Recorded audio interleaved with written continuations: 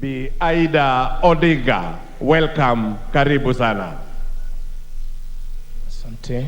Naam, waheshimiwa mawaziri, katibu wa wizara mbalimbali, gavana wa kaunti ya Kisumu, itifaki zote zikizidi kuzingatiwa, mabibi na mabwana, karibuni leo tarehe mosi mwaka wa karibuni leo tarehe mosi Juni mwaka huu 2021 katika makala haya ya 58 sherehe za mashujaa katika uwanja huu wa Jomo Kenyatta hapa Kisumu.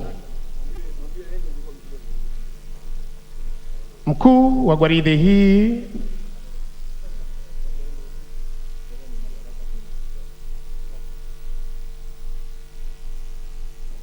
katika makala haya 58 ya sherehe za Madaraka katika gatuzi hili la 42. Wima uwanjani ni vikosi vyetu vya majeshi ya ulinzi ya Kenya, mavazi mekundu jeshi la nchi kavu, mavazi ya samawati jeshi la wanahewa na mavazi meupe jeshi la wanamaji. Mkuu wa gwaride hii Luteni Kanali Nyamo Kasaine. Kikundi cha kwanza cha jeshi la nchi kavu kiko chini yake Major Gilbert Koech. Kikundi cha pili cha jeshi la nchi kavu kiko chini yake Captain Edwin Kipkosgei Kemboi. Kikundi cha jeshi la wanaanga kiko chini yake Major Samuel Njirimani Agufa, na kikundi cha mwisho cha jeshi la wanamaji kiko chini yake Major Cliff Richard Apio. Parade Adjutant Captain Zephania Onyambu. Anayebeba bendera iliyofahari ya kikosi cha 7 Luteni daraja la pili Kevin Mwalo Kodieng. Parade RCM Warrant Officer 1 Henry Mchera. Mziki unazidi kuporomoshwa na bendi za majeshi ya ulinzi chini yake mkurugenzi mkuu wa mziki Luteni Kanali Martin Mboka Makadia, na bendi ndogo ya kumkaribisha Mheshimiwa Rais iko chini yake Captain Joseph Mturi. Kupata kusubiri kuwasili kwa mgeni wetu rasmi, Rais wetu wa Jamhuri ya Kenya na Amiri Jeshi Mkuu wa majeshi yote ya ulinzi ya Kenya, tutazidi kupata burudani kutoka kwa bendi ya Maroon. Bendi tafadhali.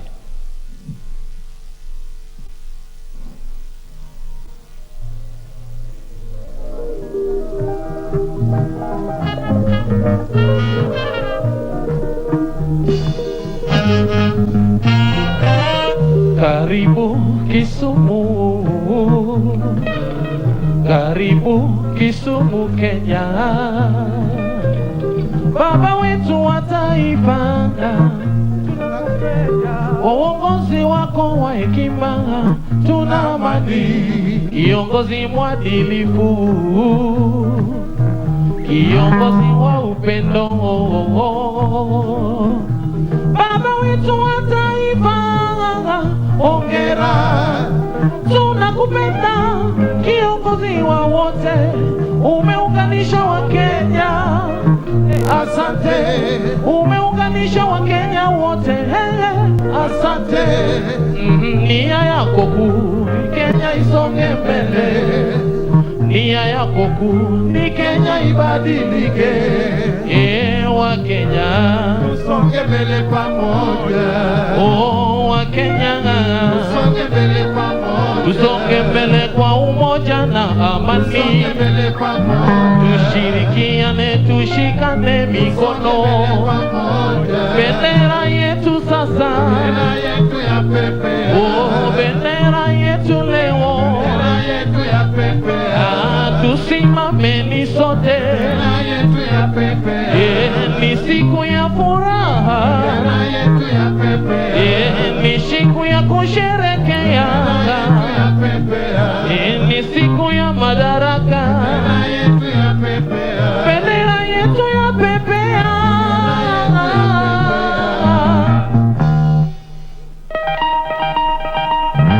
Wakenya tunafurahia uongozi bora kutoka kwa rais wetu, tunakupenda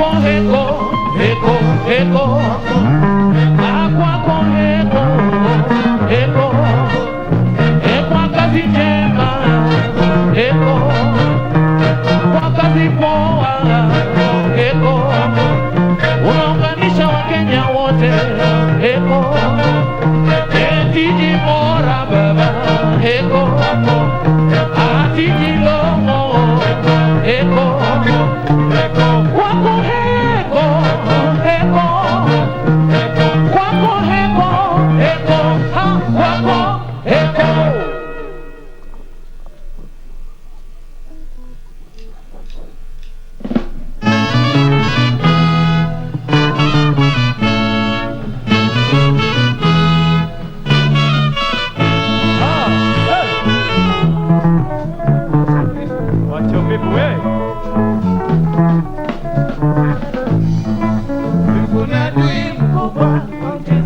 Taifa walilichokini hasa kisababisha choja.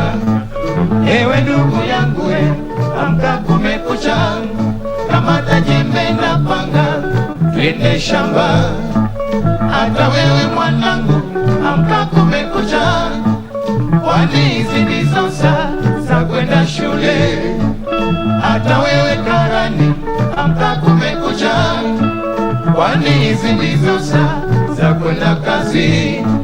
Vivu ni adui mkubwa wa ujenzi wa taifa, kwani hicho kiini hasa kisababisha choja. Asanti sana Maroon Commandos wananchi, na kwa sasa tumkaribishe kwa shangwe naibu wa rais wa Jamhuri ya Kenya Mheshimiwa Daktari William Ruto. Welcome Your Excellency. Karibu sana Your Excellency. Nabii Rachel Ruto. Welcome Your Excellency.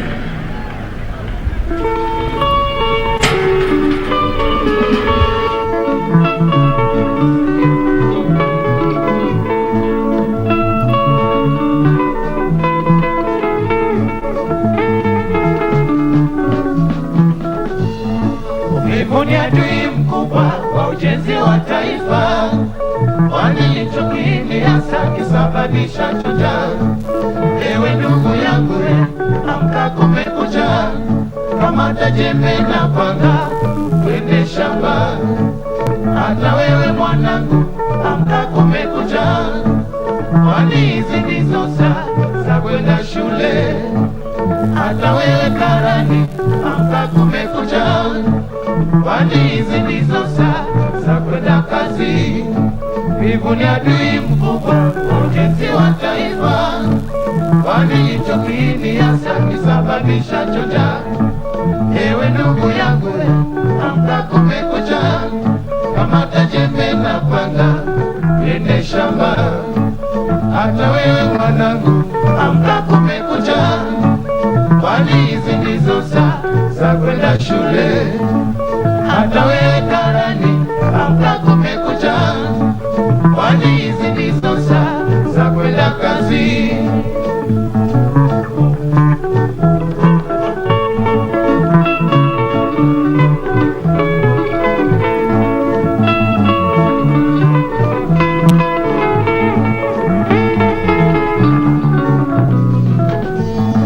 Vivu ni adui mkubwa wa ujenzi wa taifa, kwani hicho kiini hasa kisababisha choja.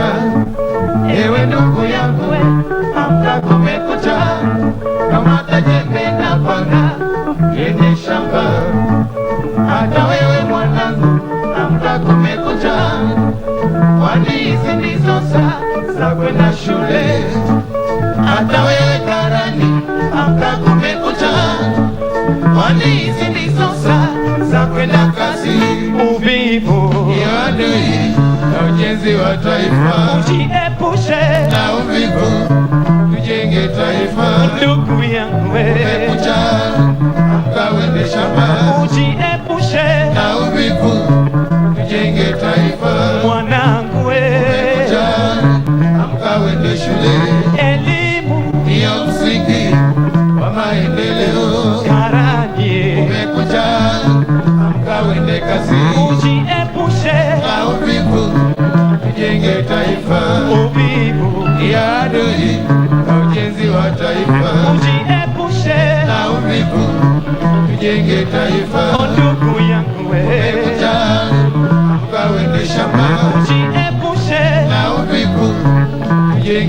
taifa. Mwanangu Amka uende shule, elimu ndiyo msingi wa maendeleo. Takarani Umekucha, amka uende kazini, ujiepushe na uvivu, tujenge taifa.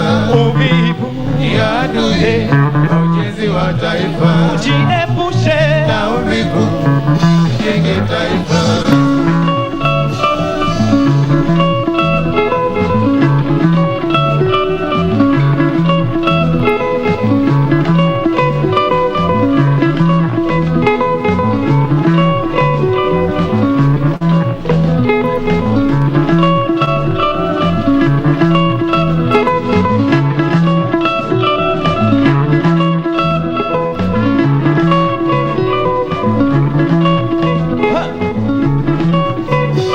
wacha uvivu,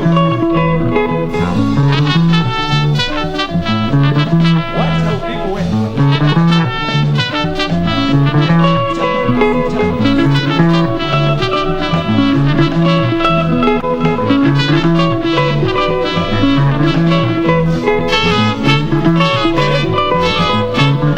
Hapo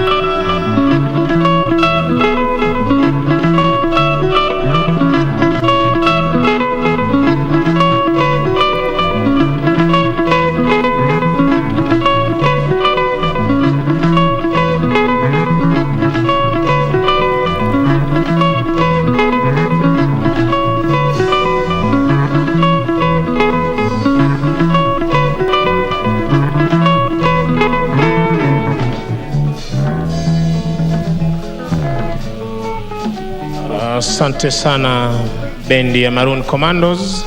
Tutazidi kupata burudani kutoka kwa bendi za majeshi. Bendi tafadhali.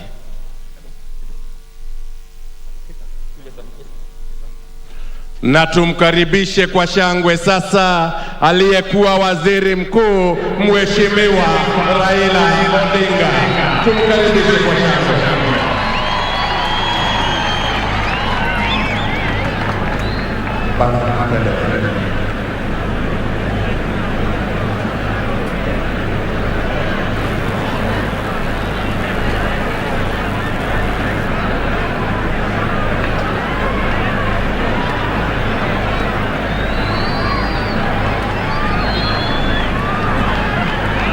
Bendi za majeshi tafadhali, tupate burudani.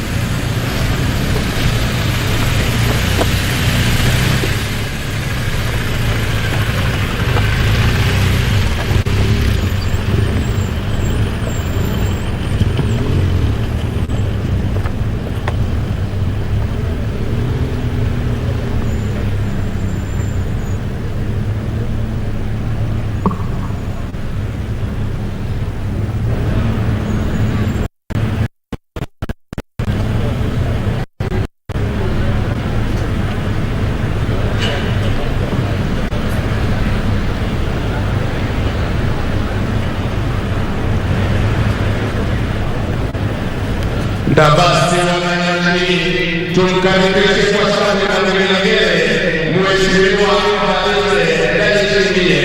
Rais wa Jamhuri ya Burundi na Bi Asheli Dayubaha Dayishimiye.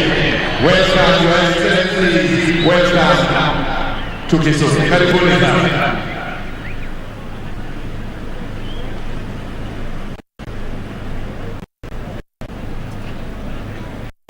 Tuwakaribishe tena wananchi kwa makofi wanapojiunga nasi kwenye jukwaa la rais. Asante sana. Belly, we continue. Maroon, tafadhali mzidi kutupa burudani. Maroon, commandos.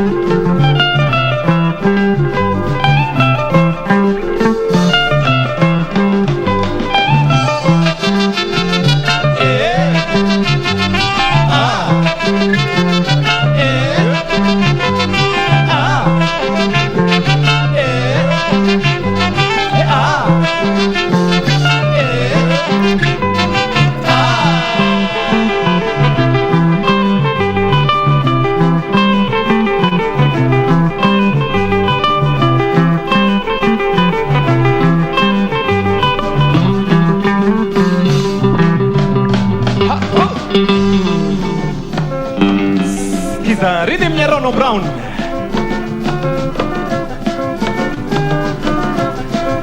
Maroon Commanders.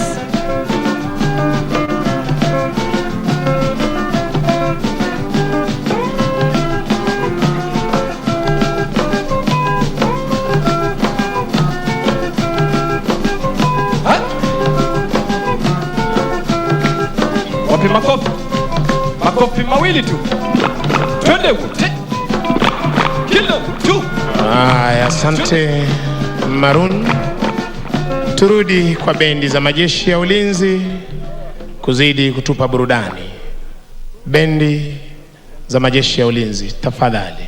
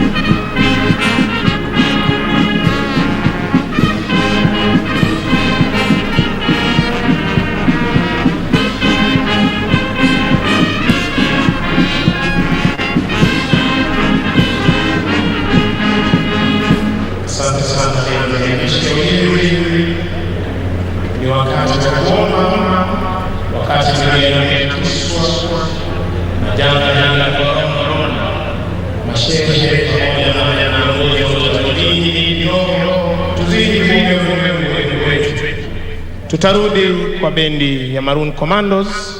Tafadhali tuzidi kupata burudani. Maroon Commandos.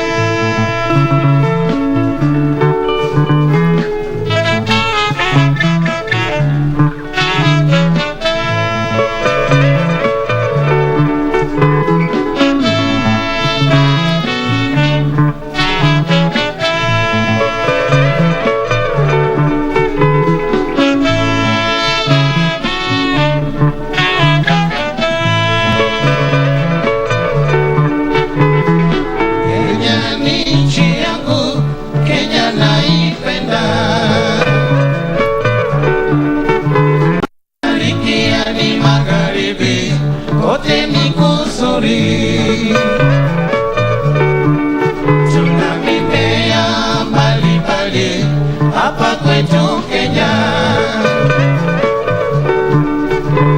kahawa, miwa na chai yote twaikuza. Mbuga zetu za wanyama zote zapendeza, toka pwani hadi bara kote kwavutia. Sote tupendane hapa kwetu Kenya, weusi na weupe hawa wote sawa. Maendeleo tuliyoyapata toka tujitawale, ni haki tujivunie nchi yetu Kenya.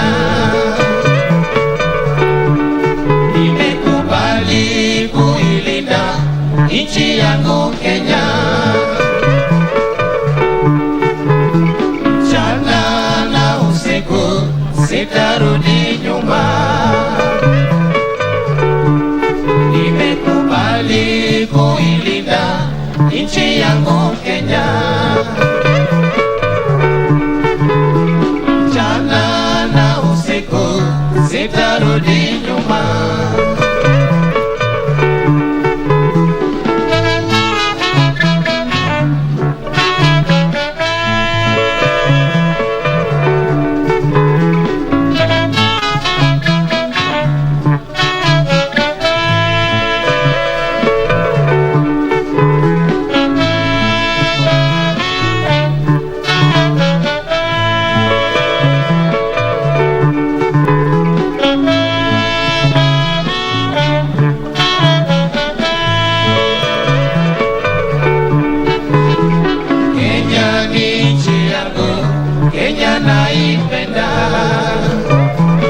Asante sana bendi ya Maroon. Asante bendi ya Maroon. Kwako.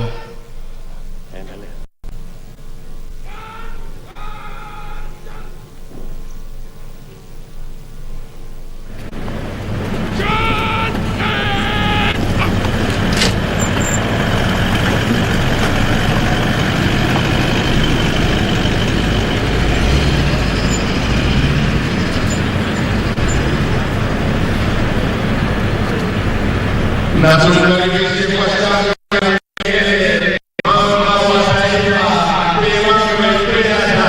Tumkaribishe kwa shangwe kwa taifa anapoungana nasi hapa uwanjani. Welcome to our country. Karibu sana. Asante sana wanapita waneo kuzidi kukumbusha wananchi, tutaweza kuongozwa na kuimba wimbo wetu wa taifa, hali kadhalika wimbo wa Jumuiya ya Afrika Mashariki ambao pia tutaweza kuchezwa ili majeshi ya ulinzi. Wakati wowote kutoka sasa tutakuwa tunapokea mgeni rasmi, rais wa Kenya, amiri jeshi mkuu, majeshi ya ulinzi ya Kenya.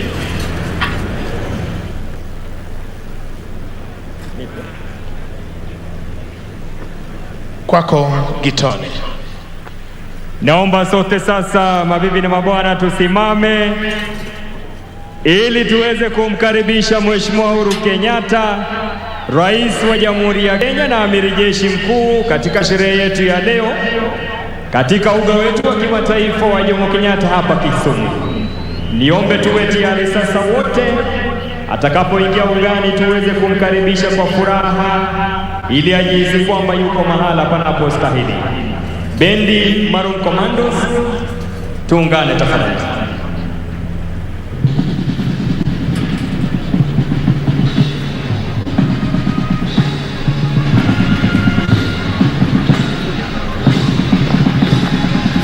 Ngula.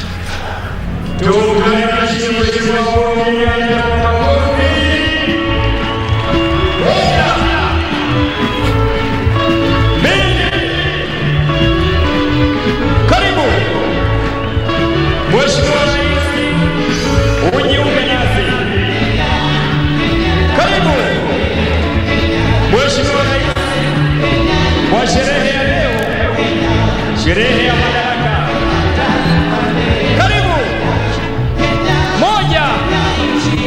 Peperusha bendera. Moja. Mbili. Karibu. Mheshimiwa Rais, uga wetu wa kimataifa Jomo Kenyatta hapa Kisumu. Karibu. Karibu. Peperusha bendera. Moja. Mbili. Tatu. Karibu. Mheshimiwa Rais. Moja. Mbili. Tatu. Karibu. Utuongoze kwa makala ya 58 sherehe ya Madaraka. Moja. Mbili. Karibu. Peperusha bendera. Wapi shangwe na vigelegele? Karibu. Mheshimiwa Rais. Shangwe, vigelegele. Tuendelee kumkaribisha na kumpongeza Mheshimiwa Uhuru Kenyatta. Shangwe na vigelegele. Wapi bendera?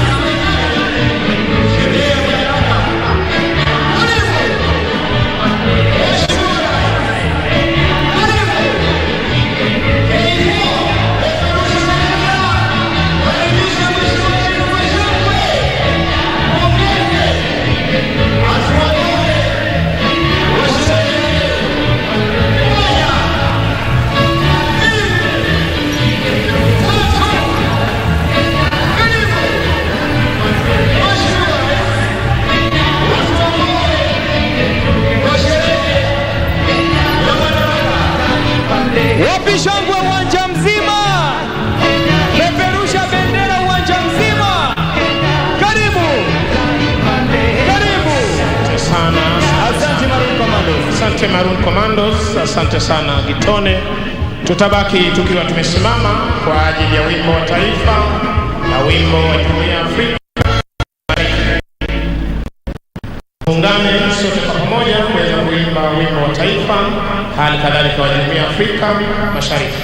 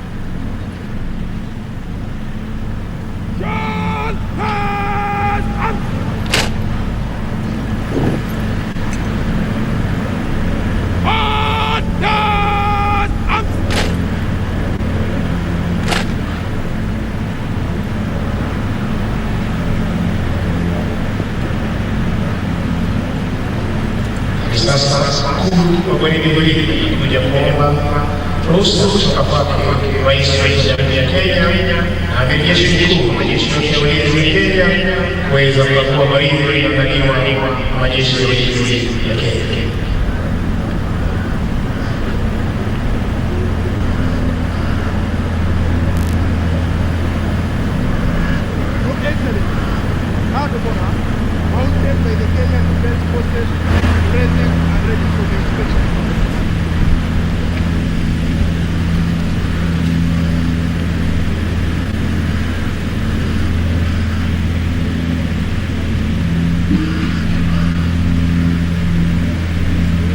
Asanteni Mheshimiwa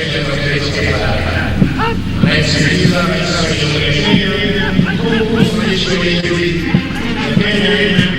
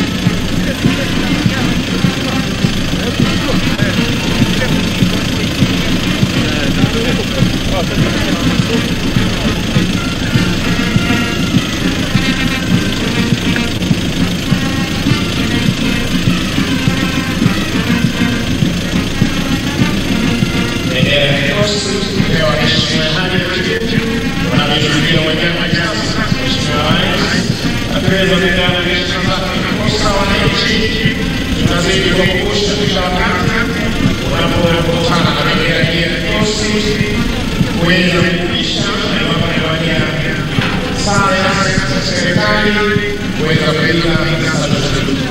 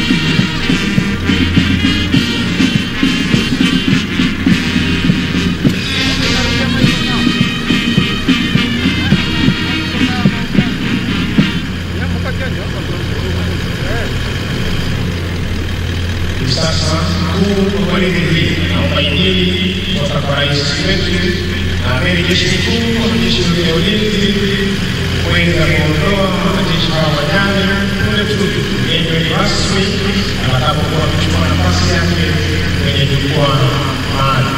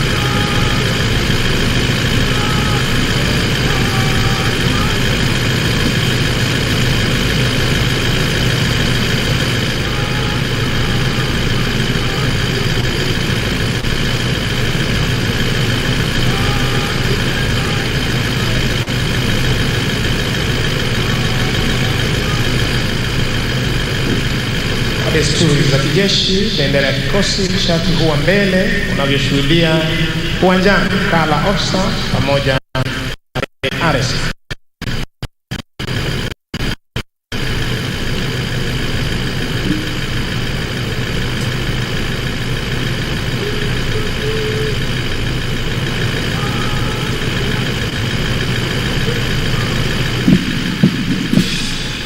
Basi Mheshimiwa Rais, kwa amri hiyo waliopewa wanajeshi hawa by the electric march, wanajeshi hawa wanaondoka hivi sasa uwanjani kupata kujiunga na wenzao, kuzidi kuhakikisha kwamba mipaka yetu iko salama, anga letu liko salama, na fuo za bahari zetu ziko salama.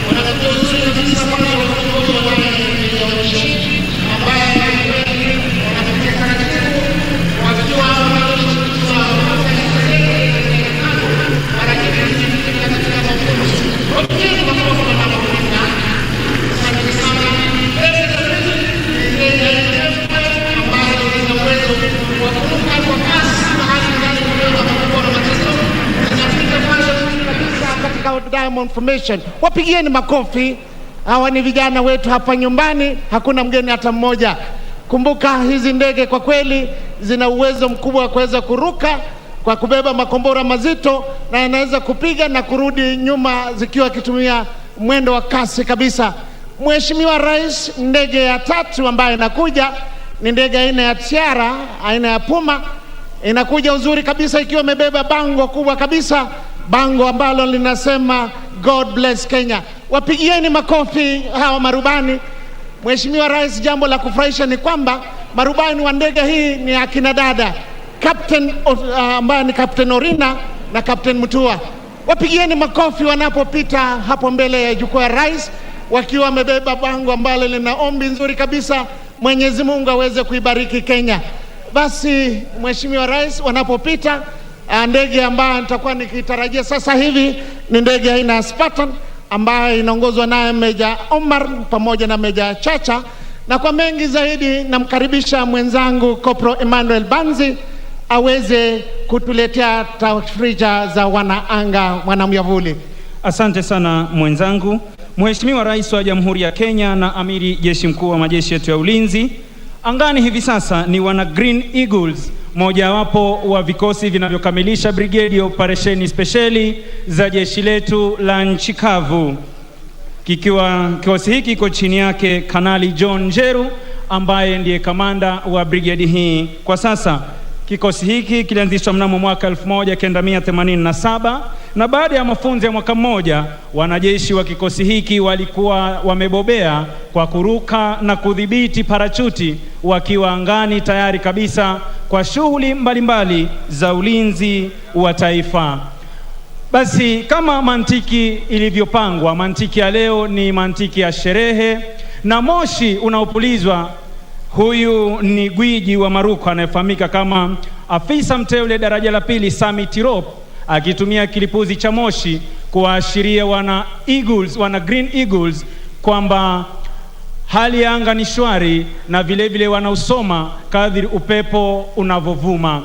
Wanakuja vizuri kabisa hivi sasa, ikiwa kuna bendera 4 hewani ambazo zinapeperushwa na wana kikosi hiki cha Green Eagles.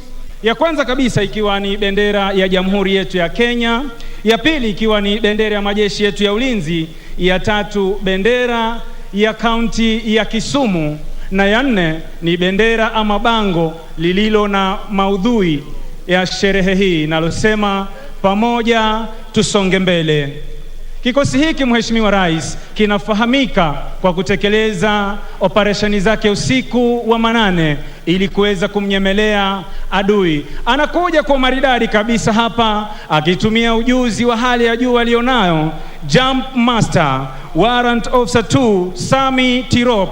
Anatulia kidogo angani, anaangalia atatua wapi. Kwa uzuri kabisa, tumpe makofi anapotua hapa uwanjani kwa umaridadi mkubwa. Tuongeze makofi kwake Jump Master, huyu akiwa ni gwiji wa maruko.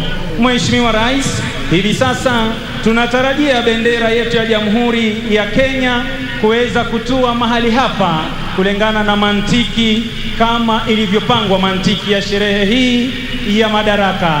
Wanajeshi hawa wanatumia umaridadi, ujuzi na tajriba walionayo. Anakuja kwa maridadi kabisa, taratibu, akikunja miguu yake kama mwewe, anaangalia atatua wapi. Kwa maridadi, tuongeze makofi anapotua mahali hapa. Afisa mteule daraja la pili Joseph Munai anatua kwa maridadi kabisa, akibeba bendera ya Jamhuri ya Kenya. Mheshimiwa Rais, bendera itakayotua hivi sasa ni bendera ya kaunti ya Kisumu. Inatua kwa maridadi kabisa, bendera hii ikiweza kupeperushwa na Senior Sergeant John Njoroge. Bendera ya majeshi yetu ya ulinzi inateremka kwa maridadi kabisa mahali hapa, ikiteremshwa hapa chini na Senior Sergeant Kali Mwema. Bango lililo na ujumbe ama maudhui ya sherehe hii pamoja tusonge mbele linateremshwa kwa maridadi kabisa na Warrant Officer 2 Obadia Midhibe, anatua kwa maridadi. Makofi kwao wanaposhuka mahali hapa. Tuongeze makofi kwa wana Green Eagles wananchi tafadhali. Wa mwisho kabisa hapa vile ni gwiji wa kuruka, afisa mteule daraja la pili Jacob Leleina, anatua kwa maridadi akitumia moshi kuashiria kwamba kila kitu ni shwari kabisa. Tuongeze makofi wananchi. Makofi zaidi. Mheshimiwa Rais, kikosi hiki hutumia kauli mbiu inayosema death from above, lakini leo hii tusiwe na shaka, kwani wanajeshi hawa vile wana furaha kusherehekea siku ya Madaraka mahali hapa.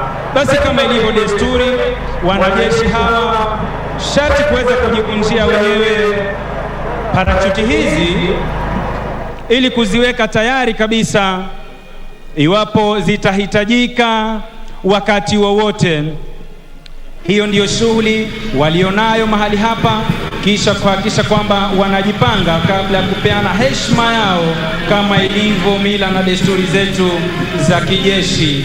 Basi hapa wanaendelea na shughuli yao kama nilivyokuwa nimesema hapo awali kwamba mazoezi mara nyingi ya shughuli hii ama operesheni hizi hufanyika usiku wa manane ili kuweza kumnyemelea adui ambaye mara nyingi huwa amelala, na sitarajie kwamba anaweza kuwa ananyemelewa na wanajeshi hawa. Basi hivi sasa wanazikunja parachuti zao ili kuhakikisha kwamba wanaziweka tayari iwapo zitahitajika kwa dharura. Basi wanajipanga hivi sasa ili kuweza kupeana heshima yao kama ilivyo kwenye desturi zetu za kijeshi. Mheshimiwa Rais, mafunzo haya ya wanajeshi hawa na Green Eagles yanafanyika hapa nchini Kenya kwenye shule inayofahamika kama Special Operation Training School.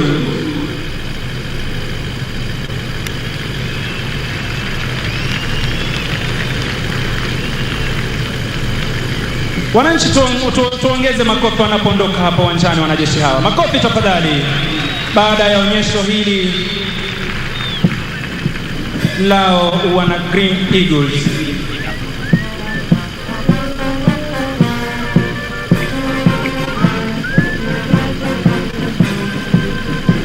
Basi kama kawaida, Drop Zone Safety Officer afisa mteule daraja la kwanza Hilary Chitira Osore ambaye pia ndiye RSM shule ya mafunzo haya ya wana miavuli, anahakikisha kwamba kila kitu ni shwari kabisa. Basi kama ilivyo desturi, wanajeshi mambo yao mara nyingi huwa ni sawasawa, wanatembea sawasawa, wanavalia sawa na wanapigana vita vile vile kisawasawa. Tuwape makofi wananchi wanajeshi wanapoondoka mahali hapa. Makofi na vigelegele. Tuongeze vigelegele tafadhali. Asanteni.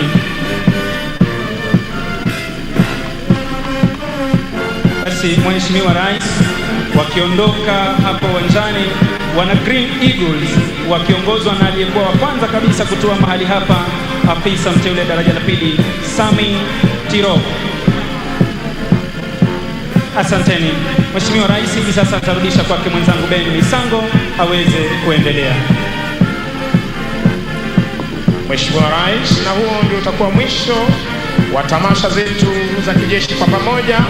Ningependa kuwashukuru flag staff wetu, Major Douglas Gitonga Mturi, Major Ismail Olwan, Warrant Officer 1 Elijah Koranga akiwa Defense Forces Sergeant Major, Warrant Officer 1 Amud Said Abdalla, Kenya Army Sergeant Major, Warrant Officer 1 Dennis Talengo na Munyu, bila kumsahau Warrant Officer 1 Bwana Omar Haji akiwa Kenya Navy Sergeant Major, pamoja na wenzangu hapa afisa mteule daraja la pili Achanga Koprobanzi.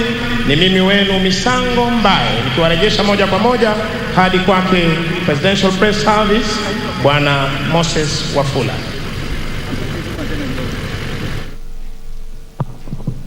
Asante sana wafawidhi wenza.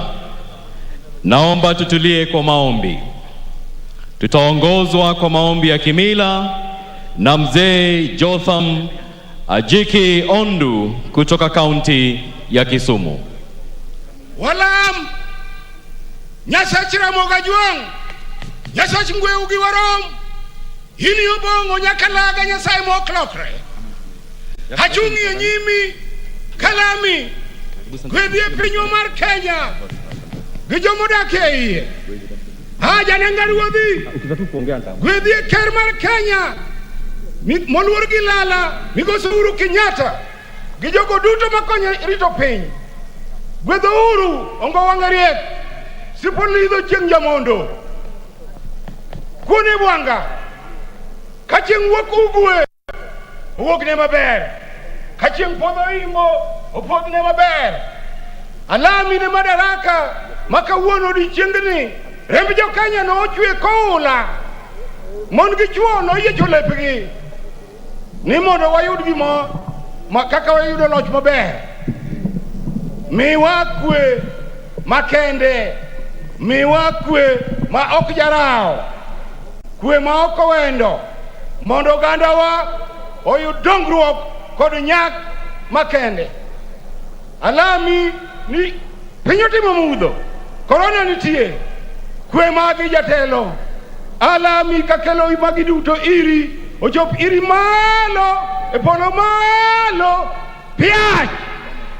Atafuata sasa Sheikh Faisal Al-Amundi, kiongozi wa masuala ya kidini SUPKEM. Bismillahirrahmanirrahim. Kila jinsi ya sifa njema ni yako wewe, mlezi wa walimwengu wote, mfalme wa siku ya mwisho. Wewe pekee tunakuabudu na tunakuomba msaada. Ewe Mola, muumba wa mbingu na ardhi, tunakuomba udumishe katika nchi yetu hii ya Kenya amani, umoja, undugu na maendeleo. Ya Allah, tumekusanyika leo hii kukumbuka siku muhimu katika maisha ya Wakenya ya kupata madaraka. Tulipata madaraka haya kwa uwezo wako na kuwakubalia bidii ya wazee wetu waliotangulia. Leo sisi tunajivunia. Tunashukuru kwa hilo na tunazidi kukuomba umjalie na kumuwafikia kiongozi wetu mheshimiwa Rais Uhuru Kenyatta pamoja na viongozi wote waweze kutumia madaraka haya kuzidi kuinua hadhi ya nchi na maisha ya wananchi. Ewe Allah, tunazidi kusumbuka na janga la korona katika afya zetu, katika uchumi wetu, hata kupoteza wapenzi wetu. Tunakuomba utuondolee janga hili kwa haraka, tuweze kurudi katika maisha yetu mazuri. Ya Allah, tunakukosea, tunakuasi, tunaomba msamaha kwako na utuongoze njia ya wale uliowaneemesha. Ya Allah, mwisho kabisa namtakia rehma na amani mtumishi wako wa mwisho, naye ni Muhammad, pamoja na manabii wote. Amin wa shukran. Atakayetufungia kipindi cha maombi ni Askofu Mkuu Winnie Owiti of Voice of Salvation and Healing International. Na tuombe. Baba Mwenyezi Mungu, tunakushukuru sana siku ya leo. Umetukusanya hapa kutoka tabaka mbalimbali kwa sababu ya sherehe ya madaraka. Tunakushukuru kwa nchi yetu ya Kenya, taifa lenye makabila mbalimbali. Utofauti wetu Mwenyezi Mungu ndio nguvu yetu. Ubariki nchi yetu ya Kenya tunaposherehekea madaraka yetu. Bwana, ponya nchi yetu ya Kenya kutoka katika janga hili mbaya la korona. Wape wana Kenya uzima, amani, umoja na maendeleo. Baba Mwenyezi Mungu, namwombea rais wetu wa Kenya, His Excellency Honorable Uhuru Kenyatta, na viongozi wengine, ili uzidi kuwapa afya njema, maisha marefu, na wazidishie hekima ya kuongoza taifa hili tukufu la Kenya kwa maendeleo na ufanisi. Ubariki serikali ya rais wetu wa Kenya, na umpe uhusiano wema na wale wote wanaofanya kazi pamoja naye. Umbariki Mheshimiwa Rais wa Burundi, Honorable Evariste Ndayishimiye, na wananchi wote wa Burundi. Mwenyezi Mungu bariki sherehe ya leo ya Madaraka Day. Tunapokumbuka siku ambayo tulijitawala kama wana wa Kenya kutoka katika unyanyasaji wa ukoloni. Sasa tuko huru, tunajitawala. Asante sana Mwenyezi Mungu. Bariki Kenya, bariki viongozi wetu wote, na ubariki sherehe ya leo katika jina la Baba na la Mwana na la Roho Mtakatifu tunaomba. Amen. Asante. Mheshimiwa Uhuru Kenyatta, Rais wa Jamhuri ya Kenya na Amiri Jeshi Mkuu wa Majeshi ya Ulinzi na Mama wa Taifa, Mheshimiwa Bi Margaret Kenyatta, Mheshimiwa Evariste Ndayishimiye, Rais wa Jamhuri ya Burundi na Bi Angeline Dayuba, Naibu wa Rais Mheshimiwa Daktari William Ruto na Bi Rachel Ruto, Spika wa Bunge la Kitaifa na Spika wa Bunge la Seneti, Mheshimiwa Jaji Mkuu na Rais wa Mahakama ya Upeo, Waziri wa Makazi, Maji na Usafi wa Mazingira wa Jamhuri ya Afrika Kusini Mheshimiwa Lindwe Sisulu, mabalozi na maafisa wakuu wa kidiplomasia, aliyekuwa Waziri Mkuu Mheshimiwa Raila Odinga na Bi Aida Odinga, Mheshimiwa Gavana na wananchi wa kaunti ya Kisumu, wananchi wa Jamhuri tuipendayo, mabibi na mabwana. Mheshimiwa Rais, nikubalie sasa niweze kualika wenzangu watuandalie burudani.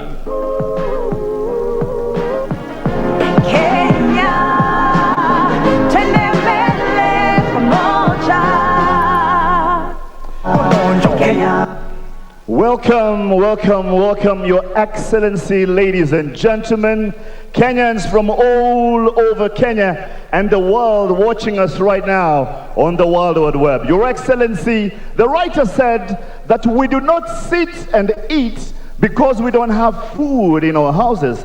We don't sit to light a fire because we don't have warmth in our houses.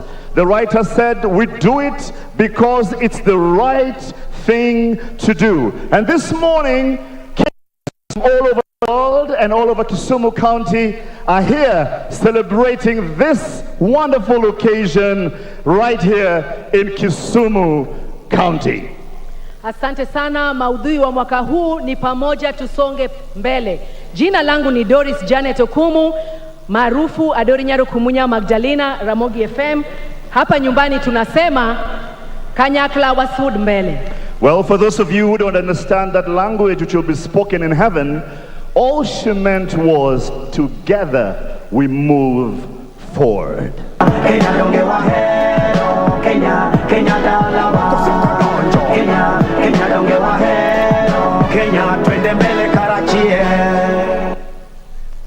Kwa sasa tunawakaribisha waimbaji wetu, wanamuziki ambao wamekuja pamoja kwa tunaita hapo kolabo. Wanamuziki wamekuja pamoja, tunao Ohangla team pamoja hapo na Benga team. Na kabla tuende huko, tafadhali, Your Excellency, we took a walk on the streets of Kisumu and this great region, and we have some voices would like to play for you. Your Excellency, sauti ya mwananchi. Kenya, Kenya donge wahero, Kenya twende mbele karachie. Na sasa sauti ya mwananchi. Sasa sauti ya mwananchi.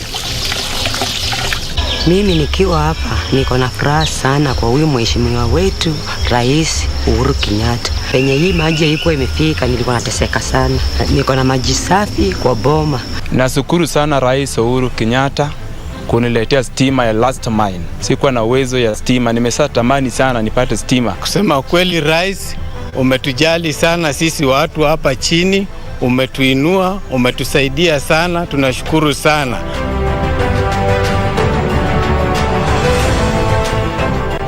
Tunashukuru sana Rais Uhuru Kenyatta kwa kupatia sisi hii barabara. Zamani ilikuwa mbaya, hata kupita ni ngumu. Mvua ikipata we huko uwezi kuja. Maji iko, matope iko, kutembea ni ngumu. Na uko na mtoto kwa mgongo, unaenda hospitali Alwaruko, kurudi ni usiku. Mimi nashukuru Rais kabisa, wewe ni mtu mzuri. Ulituahidi, tumeona, na saa hii hatuna mambo mengi upande wa kazi yetu. Kazi yetu imekuwa rahisi tumekupenda kabisa, hata tunaomba tena urudi siku ingine kama vile ulikuja jana. Asante sana, erokamano Uhuru Muigai Kenyatta, ukonyo wa wanjo game nyocha watagre. Nafurahia sana kurudi kwa shirika la reli. Zamani tulikuwa tunatumia hii reli na wakati ilipotea tumeumia sana. Kama reli itaanza kazi, sisi kama wamama biashara tutapata nafasi ya kwanza. Nasema ni asante, erokamano rais, erokamano pamoja na ndugu yako. I don't recall when a new stadium was built in Kisumu. I cannot even recall, because since I was born we've just had one, and now this one we've seen it from the conception, which means it is something which is going to help me as a sport guy and my children and the generation to come. Kitambo watu hawakuwa wanasikizana vizuri. Ukiona mwenzako saa nyingine uko na chuki na yeye. Sana sana ukabila ilikuwa hapa nchini Kenya kabisa. Lakini sasa namshukuru kabisa kuleta hii handshake. Umetuletea amani na hiyo tunataka. Erokamano wa Kisumu. Kenya donge wahero, Kenya twende mbele karachie. Made up from groups from all over this region. And we have the Dodo dance, which was performed by women in happy ceremony. And we shall also have the Ramogi dancers, who shall perform a special dance, which was done only by men, and especially during the Teroburu ceremony. Pia tunao wanaohangla hapa ambao wamejitayarisha sana kutuburudisha siku ya leo, na pia tunao benga ambao wanatuimbia hapo wimbo za uzalendo siku ya leo. Asanteni sana, twasema pamoja tusonge mbele. A mixture of Afrofusion led by various artists from this region, and notably amongst them James Alice Akinyi, Nelson Mandela, Apesi Mnyama Mkali, Alex Bob Kamwana, Alan Blue, Idi Achieng HSC, and the legendary Susanna Owio. Pia usisahau kwenye benga tunayo Sito Kale, tunayo hapo Jamnazi Africa, na tunayo hapo Dola Kabare, Javo Wood Game pamoja na Aluoch Pamba, ambao wametengeneza mziki poa sana, na kutaka kuelezea ya kwamba ukijisikia utataka kudensi pia umeruhusiwa tafadhali. Asante.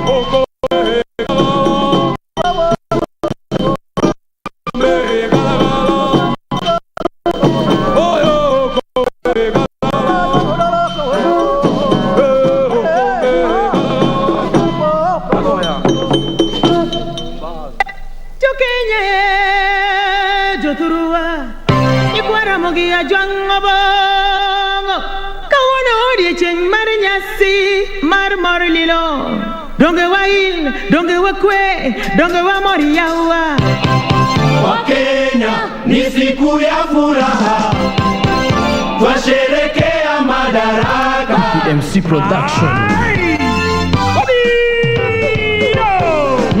Warwako Kisumu dala, madaraka chopo jo Kenya nigelo. Tusonge mbele tujumuike pamoja, kwa usawa tujenge taifa.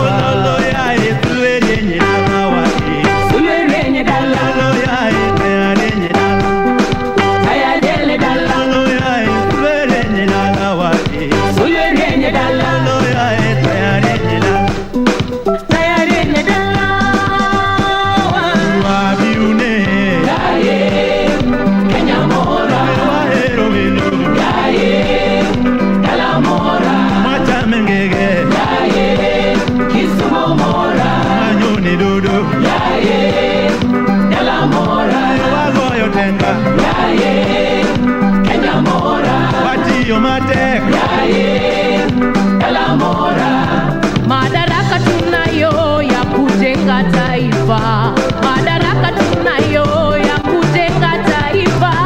Tunajitahidi wa Kenya, ongeki mambere mabiro mayot otima na kinda wager Kenya wani, otima na kinda wager Kenya wani.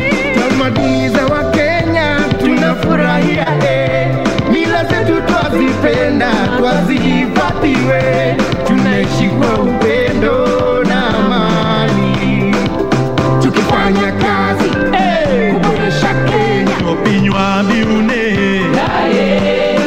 Kenya mora, wahero welo dala mora, watamengege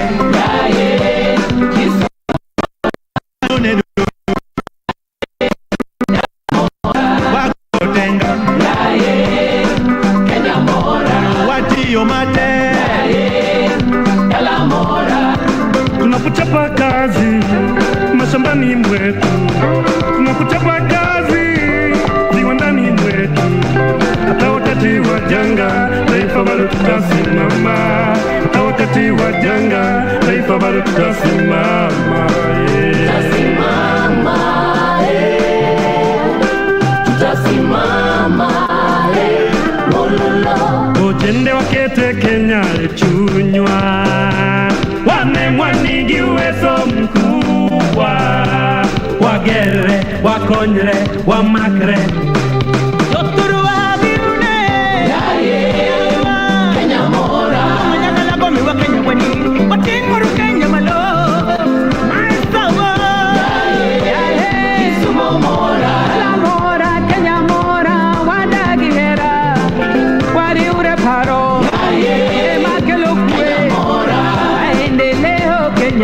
Twasonga mbele tuwabine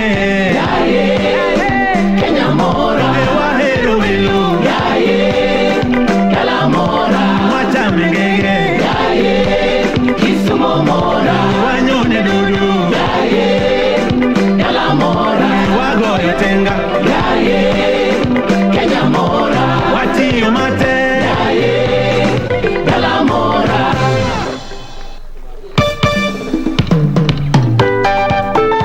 MC Production.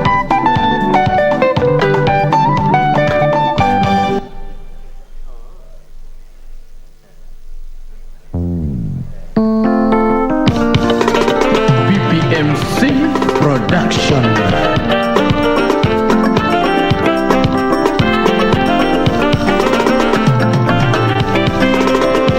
Kenya moja twapendana, twasherekea umoja wetu, nchi ya baraka na fanaka, Wakenya ni wazalendo. Wakenya wote wenzangu, tungane pamoja. Wakenya wote wenzangu, shikane pamoja. Wati uhuru kanyakala, mondo wagere Kenya wa. Wati uhuru gikinda, mondo wagere Kenya wa. Kenya mama yangu Kenya mama yetu Kenya piny mabeno nyulo jotugo madongo dongo ya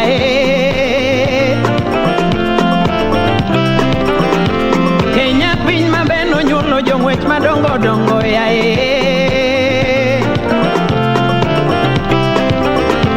Kenya piny mabeno nyulo jadhula madongo dongo ya Kipchoge Keino wuod Kenya mano jathurwaka, Joka Denge wuod Kenya mano jathurwaka, Injera Collins wuod Kenya mano jathurwaka. Najivunia kuzaliwa Kenya, Wakenya wote tuamuke, tujenge uchumi yetu kama nguvu tunayo, elimu tunayo, afya bora tunayo, usalama tunayo, usafiri tunayo, ukulima tunayo, utalii tunayo, kazi kwa vijana tunayo, ugatuzi tunayo, Kenya moja Kenya moja twapendana, twasherekea umoja wetu, nchi ya baraka na fanaka, Wakenya ni wazalendo. Chunguru malo mondo wagere Kenya, akweda mag dhoudi kik mondo pogwa. Chunguru malo wadhi kanyakla, yawa josiasa kik mondo pogwa. Tungane zote tupige adui, chuki na fitina tuweke mbali, tuwe kitu kimoja, wana Kenya Ani Kenya berneno kubiune, Nairobi kao namba kubiune, Nia Mombasa berneno kubiune, Kata Kisumu berneno kubiune. Kenya namba moja, Kenya yapendeza, watu wa Mombasa Kenya yapendeza, watu wa Nairobi Kenya yapendeza, watu wa Kisumu, Kenya yapendeza. Kenya nchi ya watu wote, Kenya moja, Afrika pembe zote duniani, Kenya moja, Kenya moja, sekta ya utalii sifa kubwa kwetu, Kenya moja, wageni wote wamekaribishwa, Kenya moja, Kenya nchi ya upendo, Kenya moja, Kenya nchi ya maendeleo, Kenya moja, Kenya nchi ya amani, Kenya moja, Kenya fahari kubwa kwetu. Ulolore oyamona wachegogana wano malo mazee wano malo masomo wano malo bewana wano malo asilimali wano malo ina mama wano malo. Rais wetu mpendwa yoyo, hongera. Rais wetu mpendwa yoyo, hongera. Wakenya wote hongera. Wakenya wote hongera. Hongera. Viongozi wote hongera. Wamama wote Kenya hongera. Wamama wote Kenya hongera. Wababa wote Kenya hongera. Siku ya Madaraka twasherekea, siku ya Madaraka twafurahia, siku ya Madaraka twashangilia, siku ya Madaraka leo. Kenya moja, twapendana, twasherekea yetu, nchi ya baraka na fanaka. Wakenya ni wazalendo.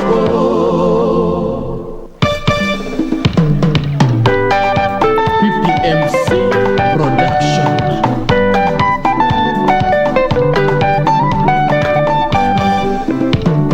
Kenya inaendelezwa na wazalendo. Kenya inaendelezwa na wazalendo. Usito tum kora chako kan gimora wero rais. Jatelo tich neni chako kapoditin tinga mariek. Itiyo matek tinga mang'uon. Ikonyo jo Kenya, ikelo amani, iriwo jo Kenya. Madaraka wayiego, jo Kenya wacho niya, Uhuru tosa, Uhuru inie rais, Uhuru inie rais. Kenyatta inie kiongozi, Kenyatta inie kiongozi mochweyo. Kenya inaendelezwa na wazalendo. Kenya inaendelezwa na wazalendo. Rais Uhuru ker mar Kenya, Uhuru ker mar Kenya. Uhuru Kenyatta sirikal tiyo kod bugu. Maendeleo wan go jo Kenya, SGR donjo Kisumu dala. KPA to miya neno yidhi kod meli Kisumo. Bypass wan go Kachok, flyover wan go Kondele, moro bende wan go Madani. Barabara safi seche adek wan Nairobi buore. Kenya inaendelezwa na wazalendo. Kenya inaendelezwa na wazalendo. Jokanyana mkawona weri ker mama e Kenya, Igozo Uhuru Kenyatta, rais wetu mpendwa. Tangu uongozi wako tumeona mazao, viwanda zinajengwa, chakula kwa taifa, nyumba na makao kwa bei nafuu, stima tunapata. Ndiyo maana sisi twaomba Mungu akulinde, Nyasaye akulinde, Ngai akulinde, Obongo Nyakalaga akulinde.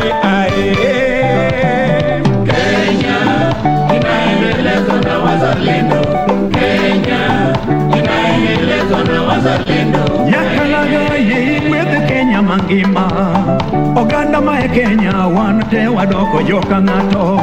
Kar kelo tulo we wamed gero thurwaka, jokabila duto wanowete koda nyimine. To nyithindwa be water somo gi kinda, donge magi e jotelo mabiro tayo piny bang'e. Omiyo mano Kenya duto fwayo rengo, ranyisi makende mar kwe piny mangima. To dongi Kenya inaendelezwa na wazalendo, Kenya inaendelezwa na wazalendo. Ugatuzi maendeleo mashinani, Harambee na vituo vya afya vinajengwa kote kote nchini Kenya. Chekechea wanapata elimu ya bure kwa watoto ECD.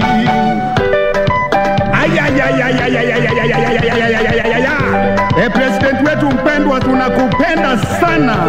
Unafanya kazi nzuri kujenga taifa letu la Kenya. Yes, Igwe. Malo malo malo malo malo malo. Malo malo Kenya yetu malo malo. Walimu malo, madaktari malo, wanamuziki malo, wakulima malo, wanajeshi malo, mapolisi wetu malo. Malo malo Kenya yetu malo malo malo. Wapi makofi yao? Wapi makofi? Wapi makofi? Asanteni sana, asanteni sana. Mimi naitwa Mzee Jalas mwenyewe na kushukuru sana Mheshimiwa Rais, tusonge mbele pamoja. Na kwa kuwa pamoja tutembelewa na wageni kutoka Burundi, wanaitwa Burundi Drummers. Hawa wameletwa kwa pamoja na rais wa Burundi mwenyewe ili waje watutumbuize hapa nyumbani. Tunakaribisha Burundi Drummers. Karibuni Machegni Uru Kisumu.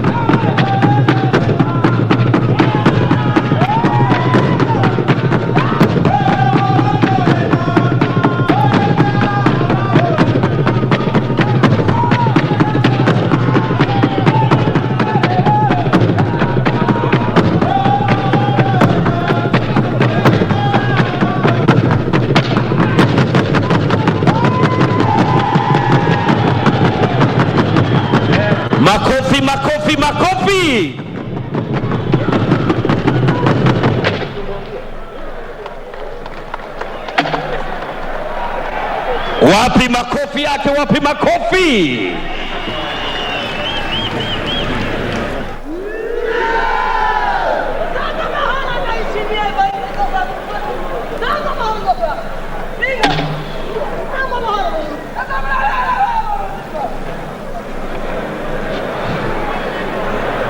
Hapo sasa, wapi makofi?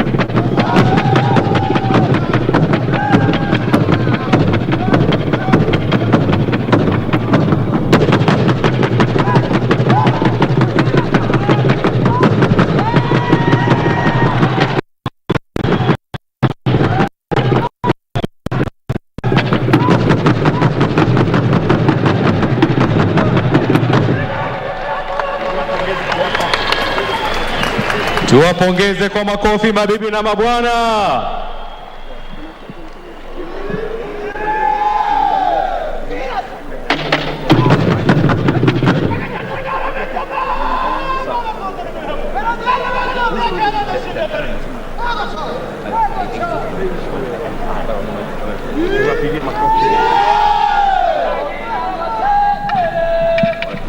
Wapigeni makofi wanapoondoka mabibi na mabwana. Tuwapongeze kwa makofi jamani. Asante. Asante sana. Na nimpongeze Rais wa Jamhuri ya Burundi kutuletea burudani vile vile. Makofi kwao jamani, makofi. Asante. Asante. Hongera. Asante sana. Haya, tuwapongeze kwa makofi wanapoondoka sasa. Polepole sasa waweze kuondoka. Asante sana. Asante Burundi dancers.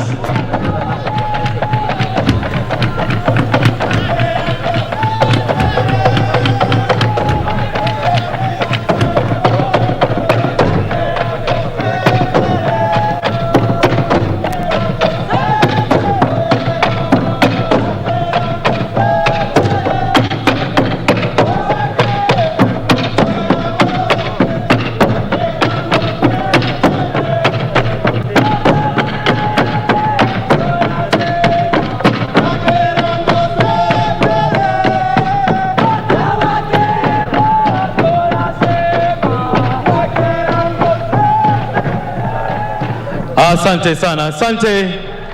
Asante, naomba kwa heshima tuwapongeze wasanii wote waliotuletea burudani la siku ya leo kwa makofi jamani. Vile vile niweze kupongeza wafawidhi wenza Big Ted, Jalango na Dori Nyar Okumu kwa kazi nzuri.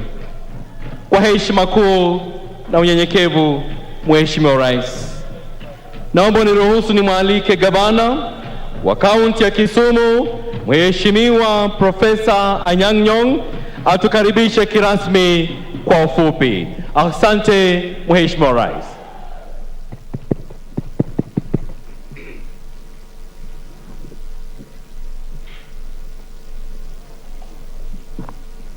His Excellency, the President of the Republic of Kenya and the Commander-in-Chief of the Armed Forces of the Republic of Kenya, Honorable Uhuru Muigai Kenyatta, and the First Lady, Mama Margaret Kenyatta, His Excellency, the President of Burundi, Evariste Ndayishimiye, and Her Excellency, the First Lady of Burundi, Angeline Ndayabaha, the Deputy President of the Republic of Kenya, Honorable William Samoei Ruto, and Mama Rachel Ruto, the Right Honorable Prime Minister Raila Amolo Odinga, Mama Ida Odinga, fellow governors present here, Cabinet Secretaries present, Excellencies, Ambassadors and High Commissioner, Members of Parliament, Senators, and Members of County Assembly, the Chief Justice, all judicial officers herein present, the Speaker of the Senate and the Speaker of the National Assembly, Honorable Saka and Roy Muturi, respectively, wananchi wenzangu, mabwana na mabibi kwa jumla, hamjambo. Your Excellency, before I say anything this morning, report that we have lost one of Kenya's and Kisumu's greatest son, the late Parminder Singh Saini, otherwise known as Kake. He was a great hockey player in Eastern Central Africa during his time, and he captained the Kenya hockey team. Your Excellency, kwa unyenyekevu, I'd like us to respect a moment of silence for 1 minute in memory of our late brother, Kake.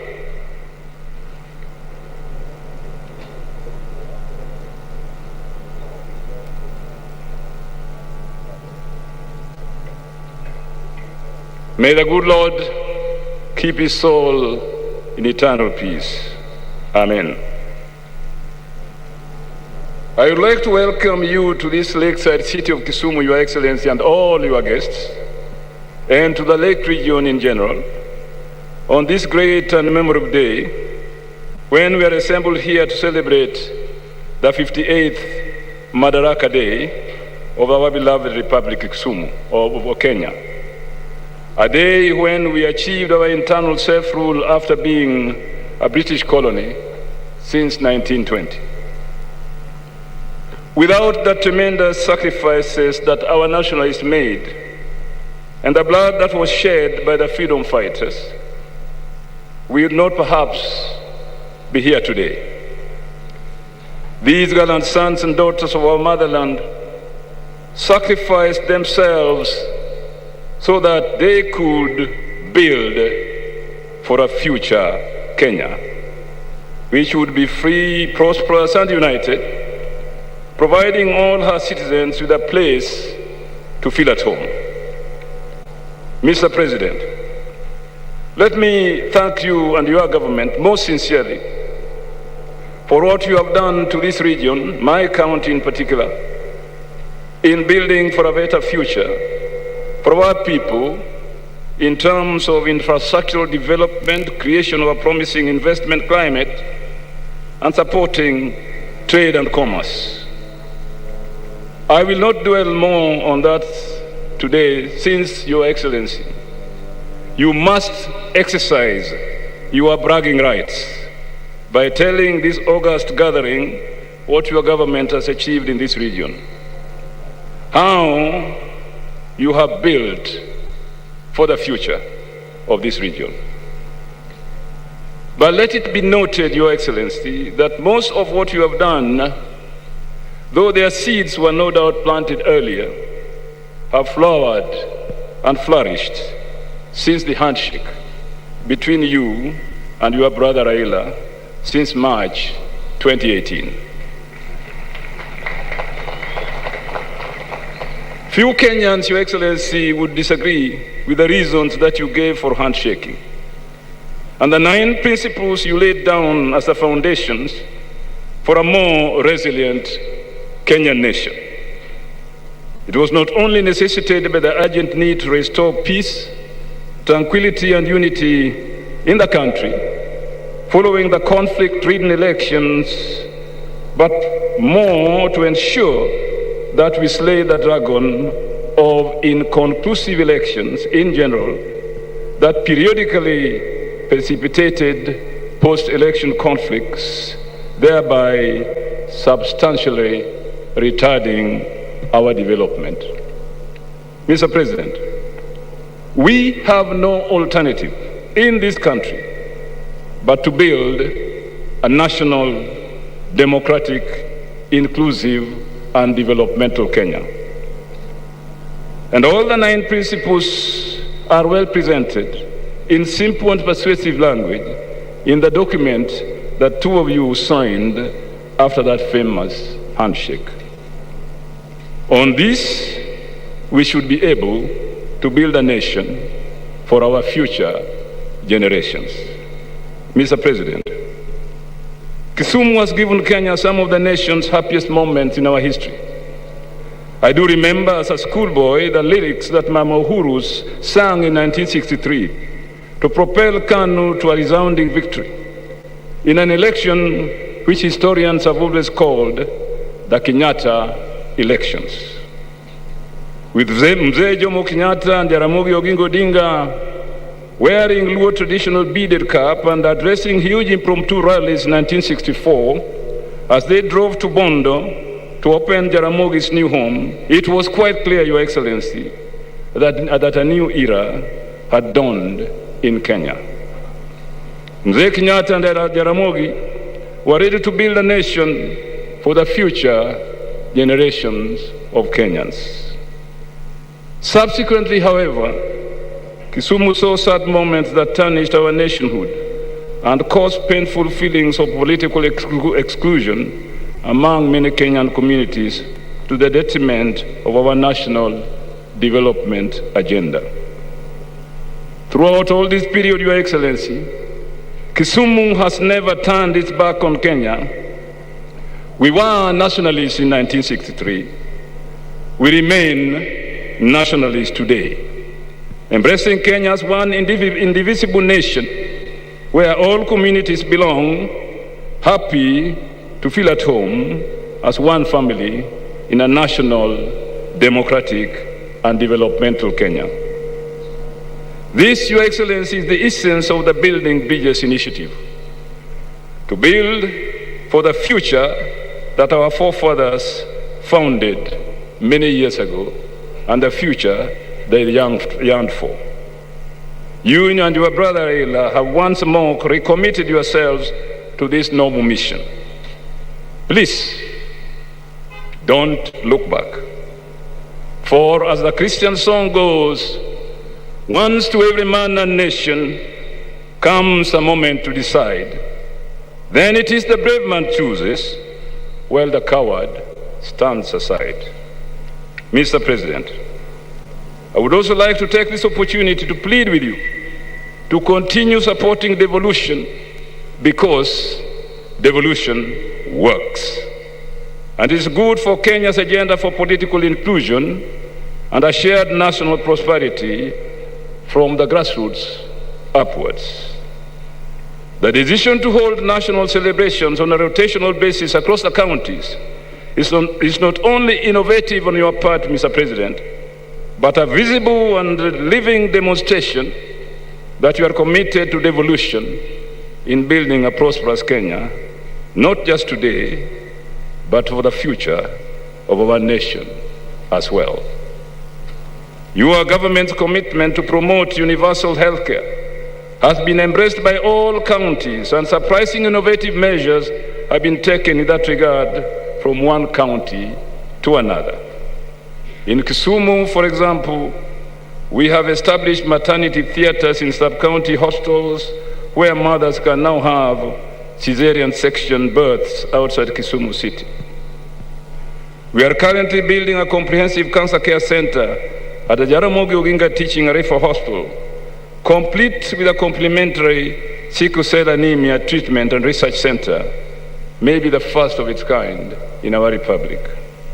Finally, Your Excellency, let it not pass unnoticed that you have today laid the foundation stone for building the Kisumu Convention Center, where Kenya will host the 9th edition of AfriCities in April next year. On behalf of the Lake Region Economic Bloc and the Council of Governors, I would like to thank you and your government for supporting this novel initiative of holding this continental gathering in an intermediary city like Kisumu. This is a clear message to all the 47 devolved governments that working interdependently with our national government, our constitution says we can open doors for development into the African continent and beyond. One of the key issues that the AfriCities Summit will address itself to is the issue of greening urban space to respond effectively to climate change issues, carbon emission, and sustainable development. I thank you, Your Excellency, and all your guests for honoring Kisumu with this wonderful MADARAKA Day celebrations. Pamoja tusonge mbele. God bless you all. Let us build for the future of our nation. Tichtire, aluta continua. Your Excellency, may I take this opportunity to invite His Excellency, the Deputy President of the Republic of Kenya, my dear friend William Somei Ruto, whom I used to call Nyaguri Ogambi. Welcome.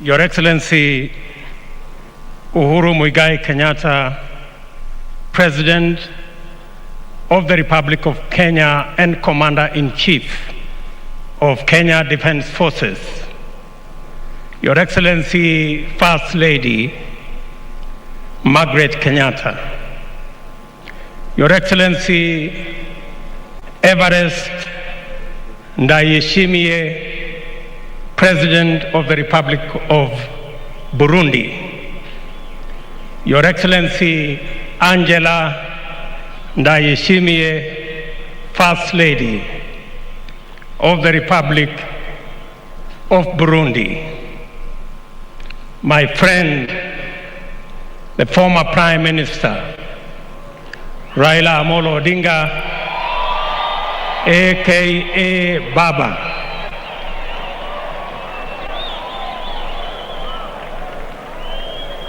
the Honorable Chief Justice and President of the Supreme Court, the Honorable Speaker of National Assembly, the Honorable Speaker of Senate,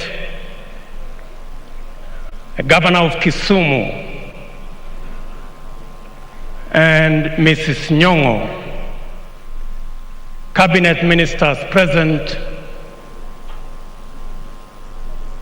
members, distinguished members of the Diplomatic Corps, Your Excellencies, fellow leaders, ladies and gentlemen, watu wa Kisumu Dala, amoso ujadurua, onjelo janam untie, jadurua umor,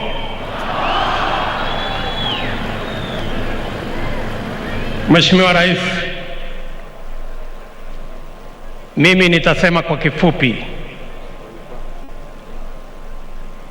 As we celebrate this 58th Madaraka Day in this historic and great city of Kisumu, I want to laud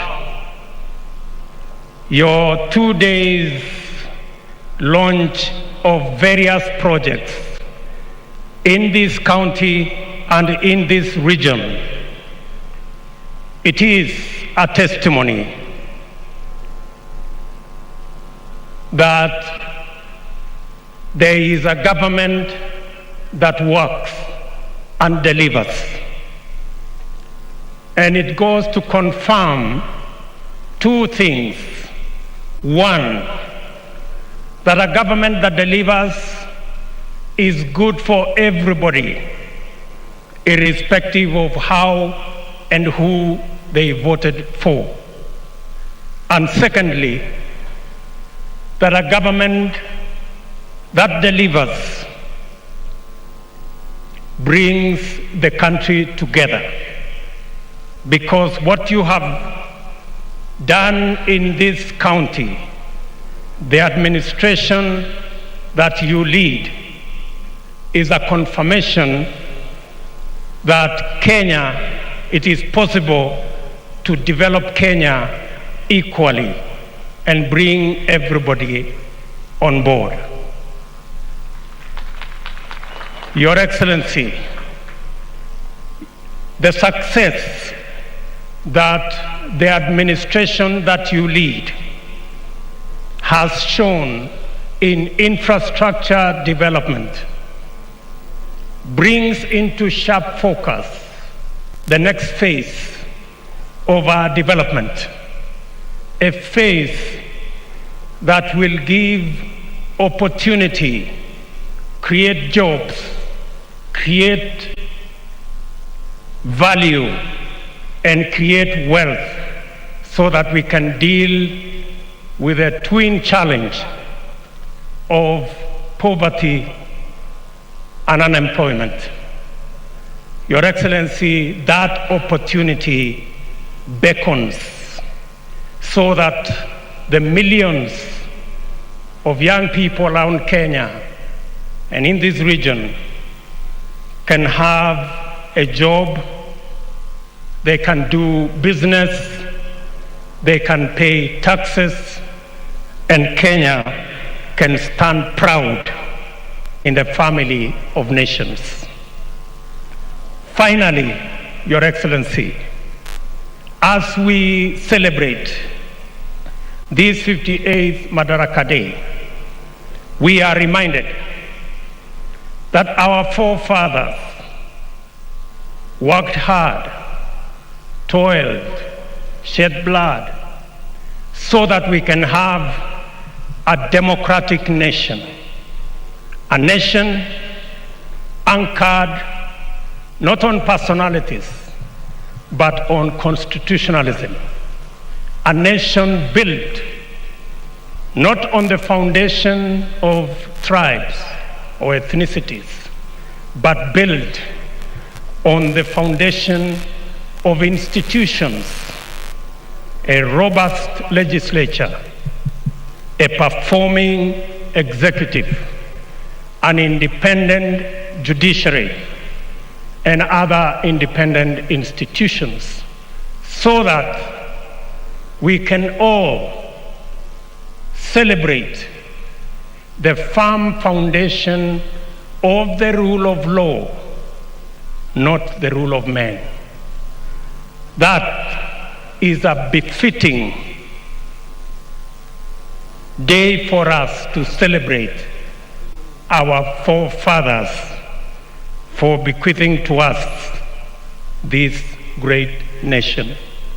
It will be an act of great betrayal if we allowed ethnic bigotry and personality cults to destroy the firm foundation of constitutionalism and the rule of law in our nation. They will be proud to see us move forward and march forward, as my brother Anyang' Nyong has already elaborated. With those few remarks, Your Excellency, it is now my very humble duty to request His Excellency, the President of the Republic of Kenya, the Honorable Uhuru Kenyatta, to make his statement and continue the program from there. Your Excellency, sir.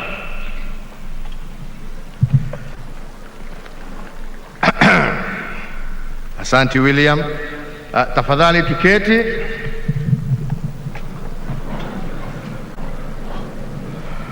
Mheshimiwa Rais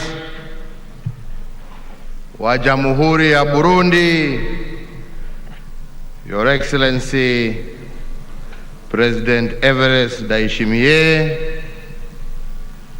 Your Excellency the First Lady of Burundi, Madam Angelina Dayubaha, Governor wa Kisumu, Mheshimiwa Nyang'nyong'o, Wakenya wenzangu, hamjambo?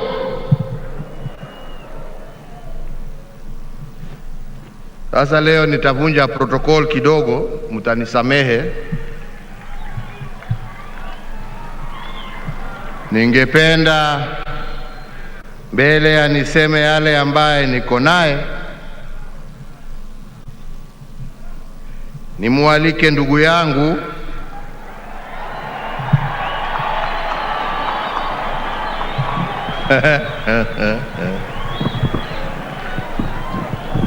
Raila Amolo Odinga,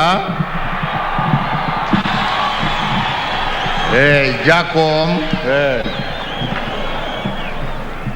awasalimie na awapatie salamu zake za madaraka. Karibu ndugu yangu.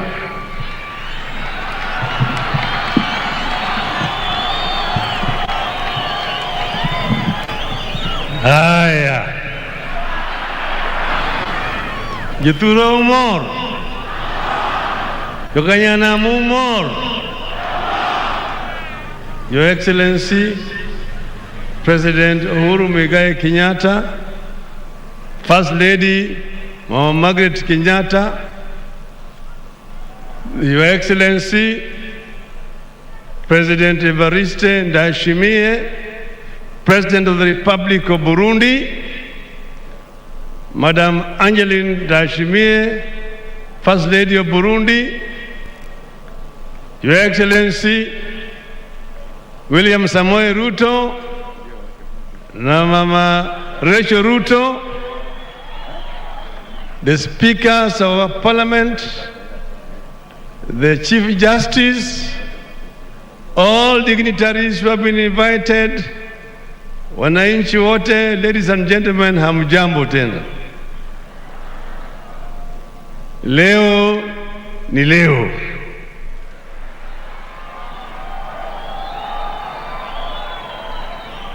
Your Excellency, let me begin first by recognizing some of other dignitaries who have come here. We are here with Honorable Stephen Kalonzo Musyoka. We are here with Honorable Musalia Mudavadi. Quickly. Kuna wageni wengi ambao wamefika hapa. Your Excellency, last year to celebrate Heroes Day hapo Kisii. Na baada ya kutoka Kisii tukaenda Nyamira. Kisha tutakuja hapa Kisumu. Na siku hiyo ndio gavana ya Kisumu akauliza, akaomba angependa sherehe ya Madaraka iwe celebrated hapa Kisumu, ili aweze kuangalia muundo msingi kabla hajaandaa ile mkutano ya Free Cities, na ukakubali. Na tukakuja hapa na wewe na ukazindua ujenzi ya hii stadium tarehe 22 Oktoba, na wakasema watamaliza by April. Stadium imekwisha, Your Excellency.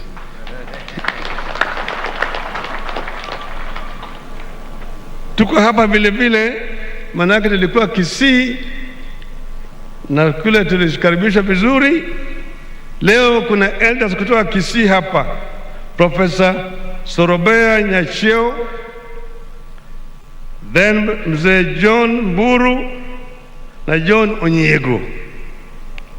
Vile vile tuko na wazee kutoka Western Magharibi, Engineer Peter Mulaku, Peter Adams Ludava na Engineer Julius Nyarodho. Wote wamekuja hapa na wamekaribishwa vile vile na Luo Council of Elders ambao wako hapa. Your Excellency, siku ya Madaraka ni muhimu kwa historia yetu katika Kenya. Manake hiyo ndio siku tuliona ishara ya kwamba ukoloni inatoka. Baada ya miaka mingi ya Kenya kupigania kupata uhuru. Eneo hii walianza 1921 hapa. Wakakutana wakati ukoloni ilikuwa na nyanyasa watu hapa. Mahali naitwa Lunda huko Gemu, pale tulikuwa nawe juzi. Hiyo wakakutana na declaration ambayo ilikuwa inaitwa Penyowacho Declaration. Wazungu wakauliza hii maana yake ni nini? Wakasema inchi imesema. Kulikuwa hapo na wazee kama Simon Nyende, kulikuwa pale na wazee kama Jonathan Okwiri, kulikuwa na John Paul Lola, Ojijo Teko. Walikutana pale wakasema mambo hiyo ushuru ya wakoloni sisi hatutaki, hata wengine mpaka wapeleke panya. Wakasema sisi hatutaki hii dhuluma ya wakoloni. Ni wakasema wakaanza kitu inaitwa Kavirondo Taxpayers Association, na wakaungana wakati huo na wale ambao walikuwa wanapigana kule Central kama Hari Dhuku, James Buta alikuwa anafanya hapa Kisumu kwa posta, na wakaungana pamoja na ile Kikuyu Youth Association. Hapo ndio ilianza. Baadaye Your Excellency mwaka 52 Mzee Kenyatta alikuja hapa Kisumu. Alipokuja hapa alikuwa amealikwa hapa na Chengo Neko na Jaramogi. Akakutana na viongozi hapa na akaadress mkutano hapa na akapiga ukoloni na wazungu kwamba watu hapa ndio walikuwa wajaona. Kutoka hapo akapata wale converts wengi sana, mmoja wao akawa ni Jaramogi. Baada hiyo Your Excellency, hali hatari ilitangazwa na Mzee Kenyatta na wengine wakashikwa wakapelekwa Kapenguria na kafungwa ndani ya ziwa ya Victoria. Kuna visiwa huko, moja yetu tunasema the Kenyan equivalent of Robben Island, na inaitwa Mageta Island, nyingine inaitwa Oyamo, inaitwa Sinyanya. Pale ndio Mau waliletwa na walikuwa nafungwa huko. Jela hizo bado yuko mpaka leo. Walipelekwa katika Mageta Island ili wakithubutu kutoroka kuna mamba wataongea naye katika maji. Ilikuwa ni mateso makubwa wakati huo, lakini wananchi wakazidi kupigana. Ndio mheshimiwa 1961 hapa Kisumu kulikuwa na mkutano ya kihistoria. Hapa ilikuwa katika stadium ile nyingine. Hapa kulikuwa na Mwalimu Julius Nyerere, kukawa na Kamuzu Banda, kukawa na Kenneth Kaunda, kukawa hapa na Joshua Nkomo, kukawa hapa na Tomboya na Joe Murumbi, Biuko Inange, Achengo Neko, Paul Ngei, Kungu Karumba, Fred Kubai. Jaramogi ndiye alikuwa ameandaa hiyo mkutano, na mazo zile ilikuwa ni Dio Ruko Makasembu. Hapo ndio walipitisha azimio kusema Kenyatta must be released, na wakasema KANU haiendi kwa serikali bila Kenyatta kufunguliwa kwa uhuru. Wale wengine wakati walikubaki kuenda katika serikali wakati huo, lakini KANU ambayo ilishinda uchaguzi ilikataa kuunda serikali mpaka mzee Kenyatta afunguliwe awe huru. Baadaye mzee alifunguliwa, akaja akaongoza Kenya kwa uhuru, na wakati huo Kenya walikuwa naungana pamoja, walikuwa nasema tunataka tutoe mkoloni ili tuweze jitawala peke yake, tupigana na maadui matatu makubwa ya nchi yetu: ugonjwa, ujinga na umaskini. Miaka mingi, Your Excellency, yale maadui bwana wako na sisi mpaka leo. Lakini sasa tunasema tunataka tu mwanzo mpya, yale ambayo mmeanza. Hii mwanzo ni kwanza kuunganisha Wakenya wewe kama kitu kimoja. Bila hiyo hakuna maendeleo. Na hiyo ndio maana ya handshake ambayo tulifanya mimi na wewe, ya kuleta Wakenya bila kuangalia wewe ni kabila hii au kabila hii, wewe ni Mkenya. Hiyo ndio sisi tunataka, na tukifanya haya tutaweza kumudu mambo mengi zaidi. Your Excellency, wakati huu Kenya iko na shida, janga ya corona iko na sisi hapa. Hata mimi hiyo corona ilikuja ikanitembelea, ikasema nataka kuniangusha. Mimi nikamuuliza, wewe ni nani wa nani? Inilibudinyanga kanga. Nikapigana naye mpaka mimi nikamangusha. Lakini hii corona imeleta shida mingi. Hawa watu unaona hapa wako na dhiki mingi zaidi. Ukosefu wa kazi imepotea. Wengine wamepoteza wenzao, wamekufa. Wengine biashara yao imeporomoka. Kuna shida mingi zaidi. Sasa tunataka tuwe na program ya kureconstruct, na tuanze na stimulus program kubwa ya kusaidia hawa wetu wananchi. Juzi ulileta mpango mzuri zaidi katika mijini, ita kazi mtaani. Nasema hiyo kazi mtaani irudi na kazi mashambani. Na hiyo kirudi kama kazi mashambani, tutaweza kupata ajira kwa hao watu wetu wakati hii ya shida, ili tutoke katika hii janga tukiingia pale ile nyingine.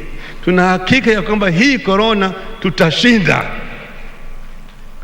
Kwa hivyo leo, Your Excellency, sio siku ya kusema mambo mengi zaidi, lakini tunakukaribisha hapa Kisumu. Wameona yale ambayo umefanya, hakuna haja ya kuyarudia, yale macho wataona. Lakini sisi tunasema tunataka tusonge mbele pamoja, tuunganishe Wakenya pamoja, na hii maana ya BBI.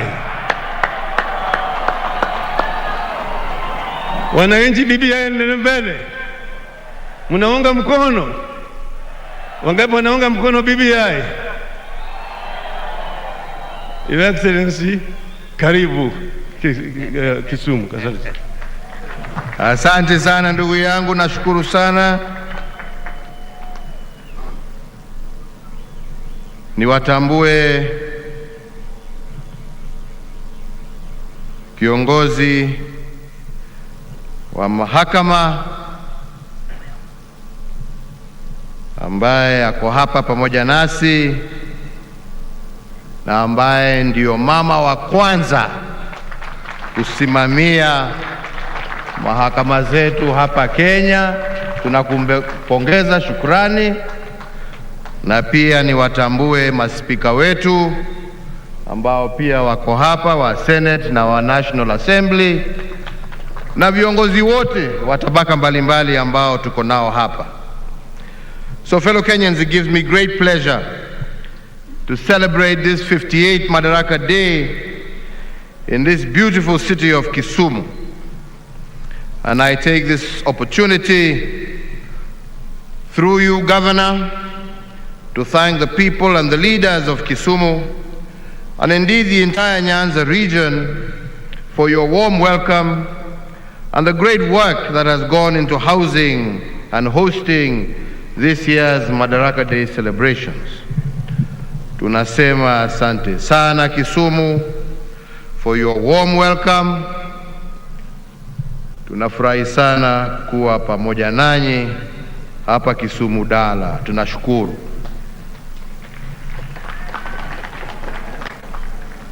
Mbele ya niendelee zaidi, tuko na wageni wawili ambao wamekuja kuungana nasi. Moja ni dada yetu, ni shemeji yetu, ni Mheshimiwa Lindwe Sisulu, Waziri wa Human Settlement, Water and Sanitation wa nchi ya South Africa. Ningependa naye nimpatie dakika mbili asalimie wananchi wa Kisumu na wa Kenya na wapatie salamu zake za Madaraka. Welcome.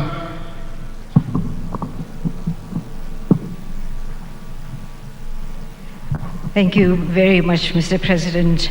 In my country, we say Amandla. Amandla. Your Excellency, Mr. President, First Lady of Kenya, the former Prime Minister Raila, his wife, the President of Burundi, the First Lady of Burundi, ladies and gentlemen, all protocol observed. It gives me great pleasure today to make these remarks on Kenya's 50th day on which it virtually took power after being a colonial British empire since 1920. On behalf of the South African government and the South African people, we would like to give our best wishes to the Kenyan leadership and the people on this important day. I'd like to thank my brothers in struggle, President Raila Odinga,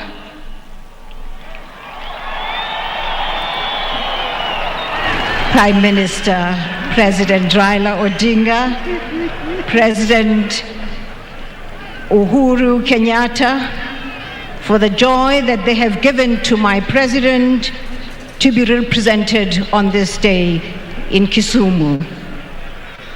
On my president's behalf and that of the government of South Africa, we congratulate you for the road that you have traveled to this celebration today. Kenya was an inspiration to South Africa at the time of its independence, giving hope to our people that it was possible that we too in South Africa would be free.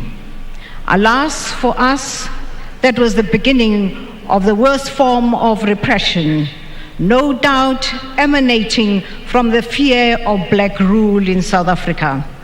So when you received your independence, Mr. President, the South African government swooped in on the entire leadership of the African National Congress in South Africa, and they faced death as we celebrated here.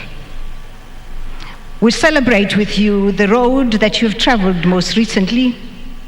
We have marveled at the relationship between our two leaders here, Raila Odinga and the President, and I'll take home the message of what is possible when two leaders like yourselves work the way that you have.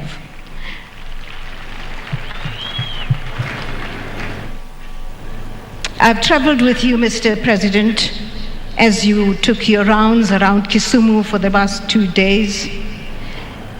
And on behalf of my country and my president, I wish you well. I've seen the difference that you've made in all the developments that have been unveiled in the last 2 days. When I go home, I will tell of what is possible when we work together. I wish you well in your prosperity, in your unity, Mr. President. I wish you well in the prosperity you brought to Kisumu. I am a South African, but married Luo.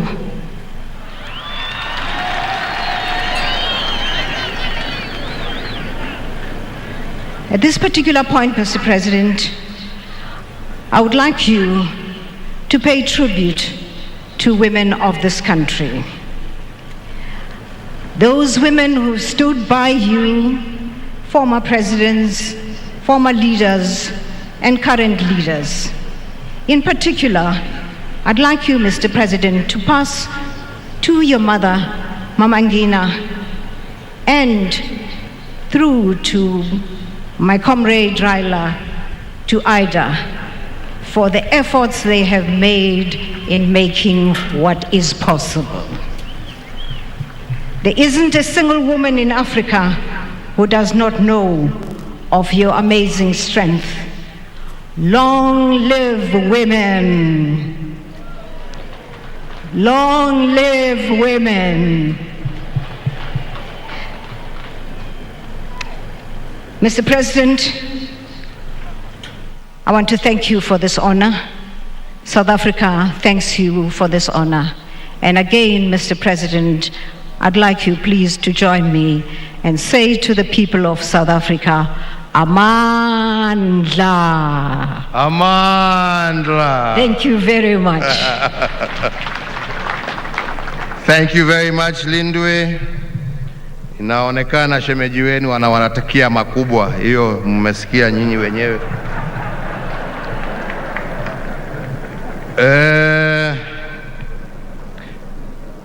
So as I proceed, fellow Kenyans, this city and indeed this region of ours are the gateways to the hinterland of Eastern and Central Africa, a special position that this city has held for many years, tying our people in bonds of trade, friendship, as well as family. In recognition of this, my brother, His Excellency Evariste Ndayishimiye, President of the Republic of Burundi, has honored us with his presence here today. We thank you, Your Excellency, and the First Lady, and indeed your entire delegation, for this honor, which will go a long way in strengthening the bonds between Kenya and Burundi. And indeed, your presence here today shows that the East African community is continuing to grow stronger day by day.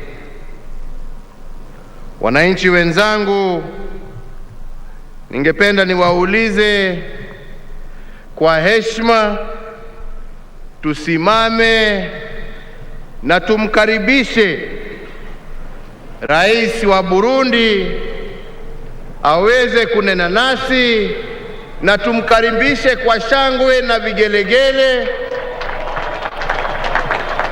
kwa kutuheshimu kuja kuwa nasi siku ya leo. Karibu ndugu yangu. Asante sana mheshimiwa. Kenya oye!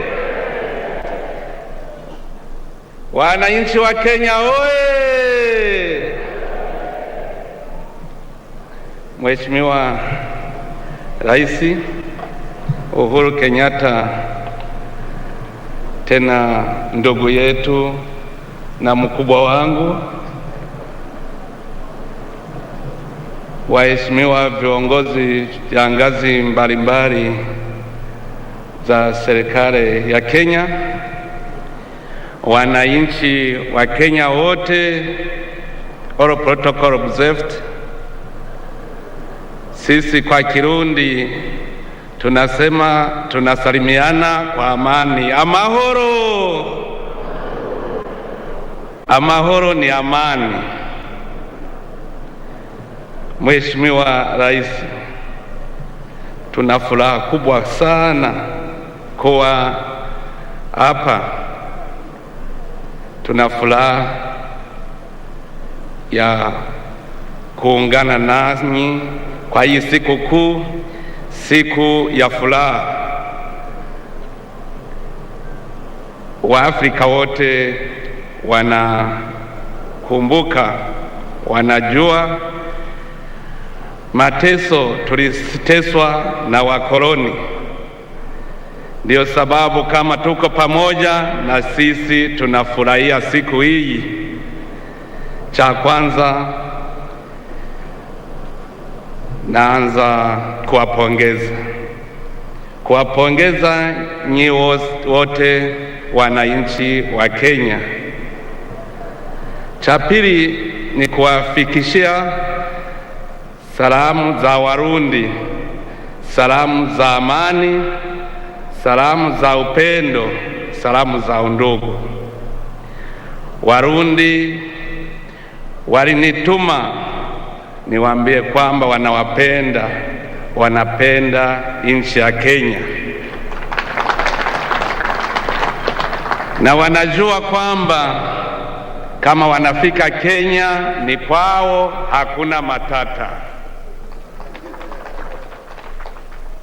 Mheshimiwa Rais, mimi nashukuru sana kwa mwaliko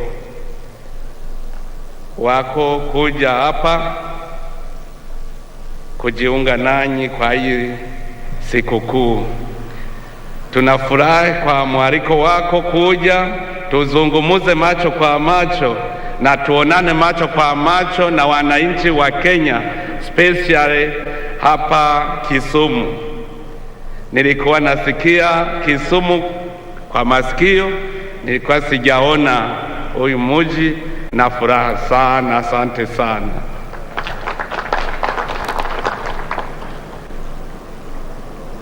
Tena nashukuru sana, jana ulinitembeza kunionyesha maendeleo ya huyu mji, na nikaona kwamba Burundi kuungana na mji wa Kisumu ni rahisi sana, kwa sababu hii Lake Victoria inafika sehemu ya karibu na Burundi.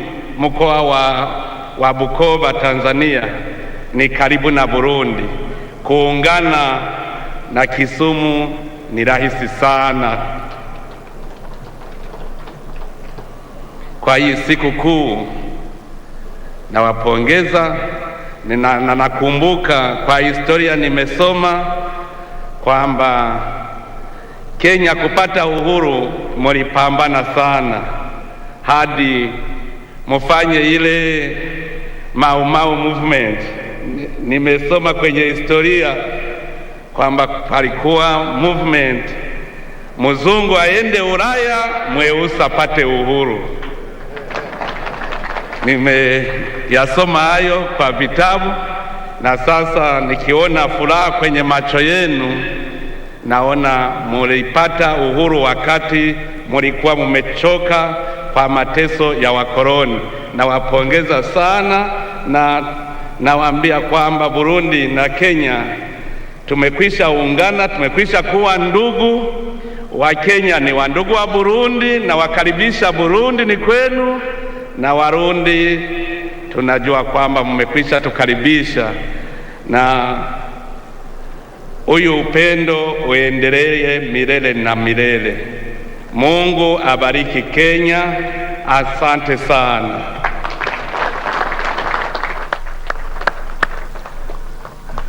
Asante sana Mheshimiwa Rais, na mimi pia nataka nikuhakikishie vile tumesema jana ya kwamba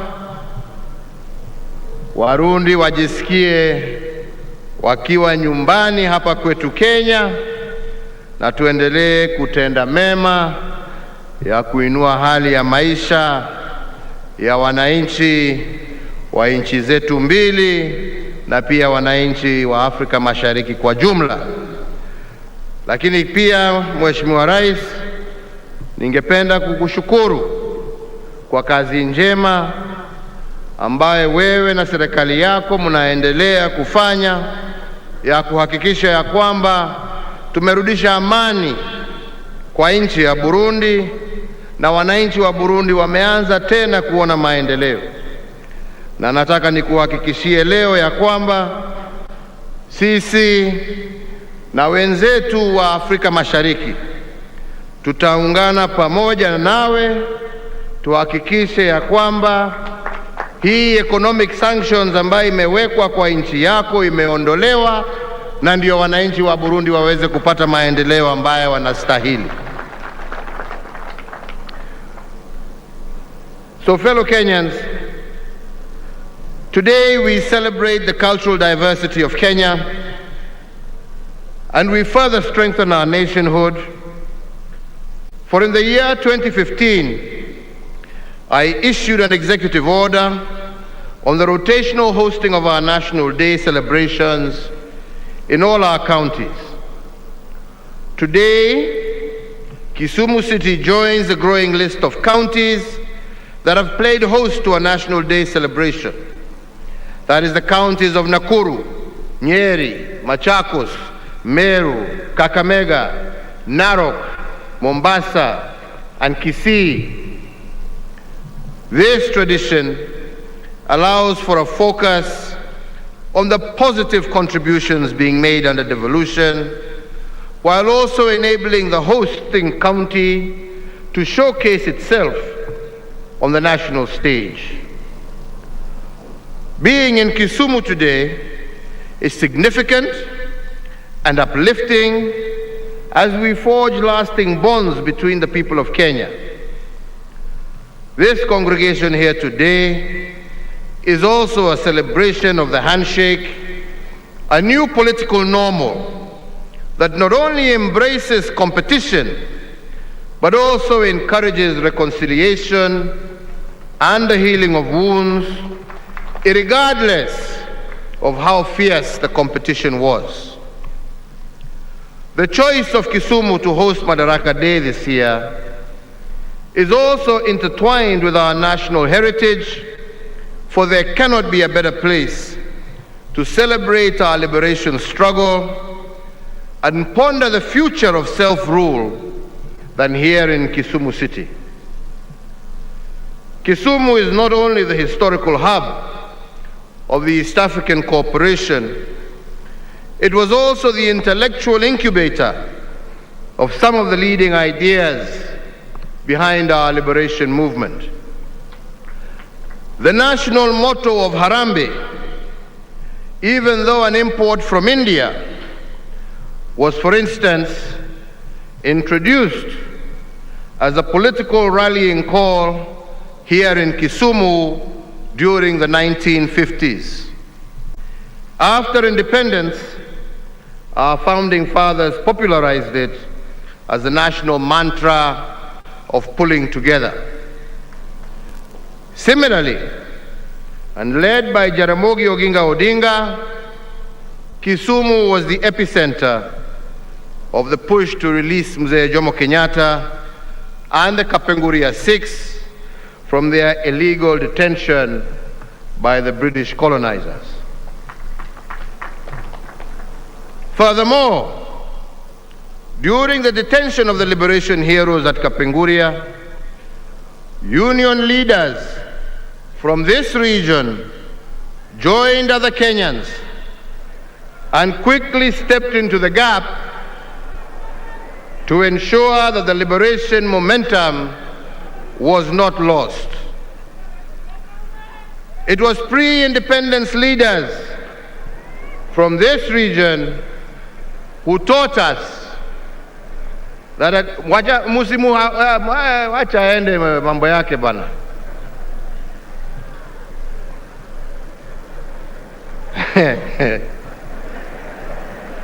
Aya, tuendelee sasa.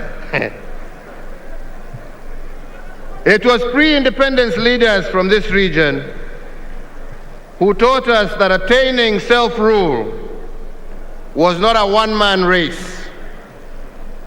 Rather, it was a relay in which one set out of runners fell out, another set was ready to continue the race. With such a well-appointed history of the struggle and the history of reconciliation that we are marking today, there cannot be a better place to commemorate Madaraka Day than here in Kisumu.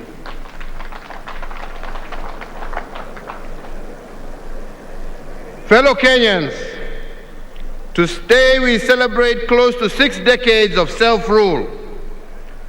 We celebrate the return of our liberties, the restoration of our dignity, and the democratic resilience that we have brought over the last 58 years. Today we also celebrate the war heroes who gave their all, including their lives, for us to be free. They sacrificed their freedom and their lives, knowing fully well that sometimes those who plant the seeds of freedom may never enjoy the fruits that follow. For their martyrdom, we honor our fallen heroes this Madaraka Day, and we do it fully conscious that a nation that does not honor its heroes will receive no honor amongst nations, to quote one thinker. As we celebrate self-rule today, we must also honor our founding fathers who dared to imagine Kenya, the bold and selfless architects of this great republic. And from this region of Nyanza, we honor, among others, Jaramogi Oginga Odinga, Tom Joseph Mboya, who was the architect of our economic blueprint at independence, and Achieng' Oneko, amongst others, who was one of the Kapenguria Six. Today we honor all the founding fathers of this nation, and we must also recall their principles of nationhood, and I will today just mention a few of these. One, they taught us that a progressive nation is one that is in continuous conversation with itself. This is because nationhood is a negotiated process that needs constant alignments and adjustments in the pursuit of perfection.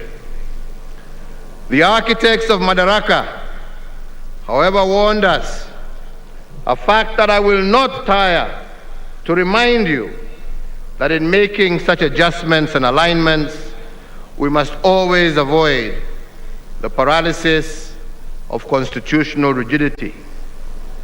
Two, they taught us that self-rule is not an end in itself. It is a means to a greater end. Indeed, to quote T.J. Mboya, he said, and I quote, "Only through freedom and human rights could a people cooperate fully with their government," end of quote. But fellow Kenyans, freedom and human rights to be realized, the paradox of choices must be resolved. Three, they reveal the paradox when they emphasize that self-rule is the granting of opportunities, but accompanied by the burden of choice. Every opportunity in the exercise of freedoms and self-rule must be tempered by the consequence of choice. Every right granted must have a corresponding responsibility, and those who enjoy opportunities but neglect the burden of choice cannot be said to be truly free. This paradox of choices and freedoms applies to both individuals as well as institutions. Fellow Kenyans, based on some of these teachings, I believe we have built one of the most robust democracies in Africa. The fields of individual freedoms have expanded, and citizen participation has become emboldened. Our independent institutions have also occupied their rightful positions, and all of this because of the 2010 Constitution. And as I have said in the past, ours is probably one of the most progressive constitutions in the continent and indeed the world. However, since the 2010 Constitution expanded our individual fields of freedom, it also expanded the burden of the choices we make. Even our founding fathers urged the liberated patriots to shift from the status of being subjects to that of citizens when their fields of freedom were expanded.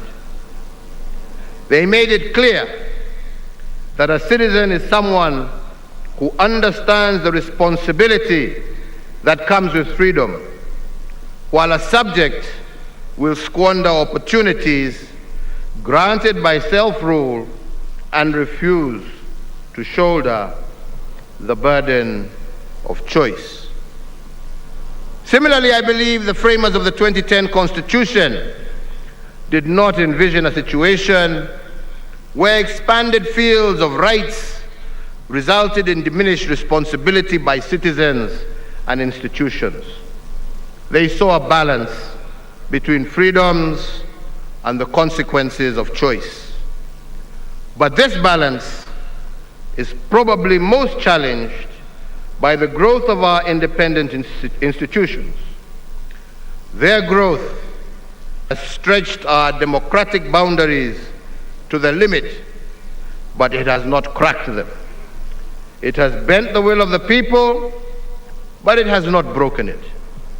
In fact, any other African country experiencing the political turns and twists that we have experienced in the search of greater perfection in our nationhood, I believe would have burst asunder, and we have seen many such examples across our land and continent.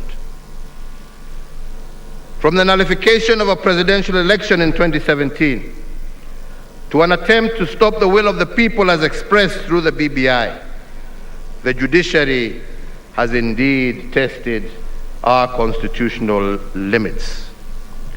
While I stand by the rule of law, and I will always obey the decisions of the courts, I am also compelled by my position to heed the sovereign and supreme voice of the people of Kenya. And that is why our national conversation today must focus on the consequences of choice. If citizens are required to exercise their will and shoulder the burden of their choices, should the independent institutions therefore not do likewise? In the field of independence, we have expanded the independence in the judiciary. But how should they expand their field of their responsibility and respond to the summons of nationhood? Shouldn't their decisions also be accompanied by the burden of choice? These are the questions of our national conversation, and we should objectively ponder them. And here I must be frank and ask what I believe to be legitimate questions. It is a fact that we were losing close to 1 billion shillings every working hour for the 123 days we held the 2017 election. The question the national conversation should therefore ask is who carried the burden of this choice? Was it the judiciary or the people? The truth of the matter is that it was the people who carried the burden of the choice. Development programs meant to make a difference in the lives of people had to be shelved. The second is that as a consequence of 2017, we initiated, together with millions of Kenyans, the BBI process that was meant to build bridges and create inclusive politics and end ethnic majoritarianism. If the court had subjected its decision to stop BBI to a cost-benefit analysis, in other words, if it had considered the burden of choice, then there are questions the judiciary would have asked. If we indeed were at a constitutional moment, is a decision against BBI a decision in support of the status quo? If BBI were to be stopped, who carries the burden of choice? On whose shoulders will ethnic majoritarianism rest? And who will carry the burden of losing 30% of our national budget every 5 years due to the toxic politics that BBI sought to resolve? The judiciary would have asked itself another question.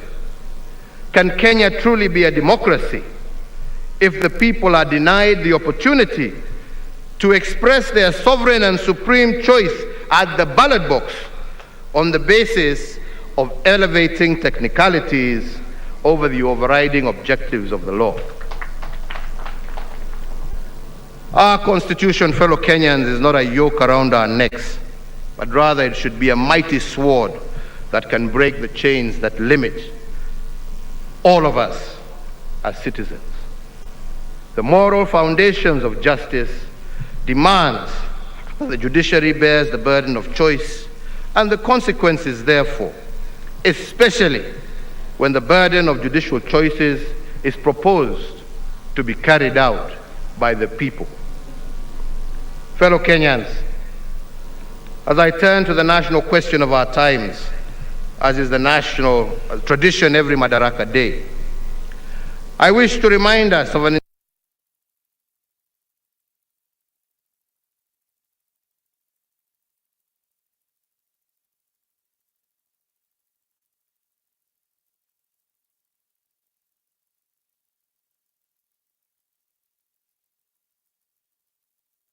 is to make ourselves architects of the future. End of quote.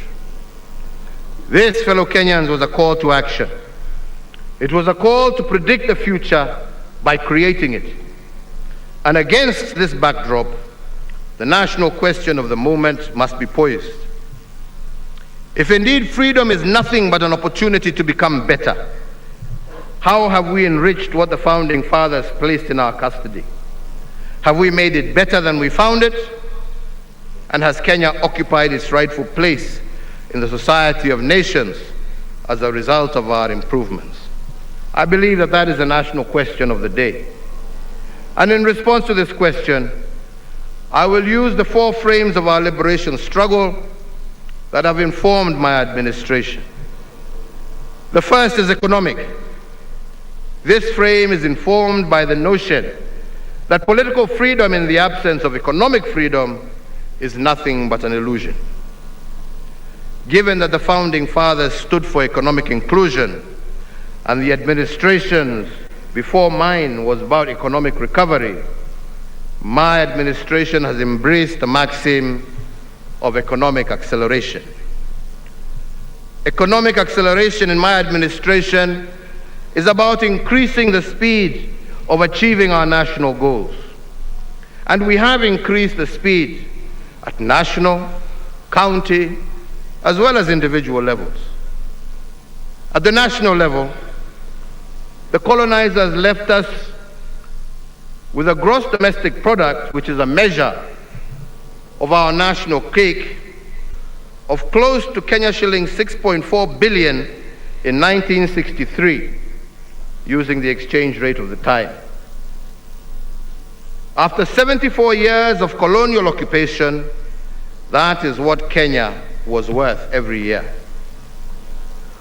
The combined administrations of Mzee Kenyatta, Mzee Moi, and Mzee Kibaki increased this national cake to Kenya shillings 4.5 trillion, and they did this in a span of 50 years.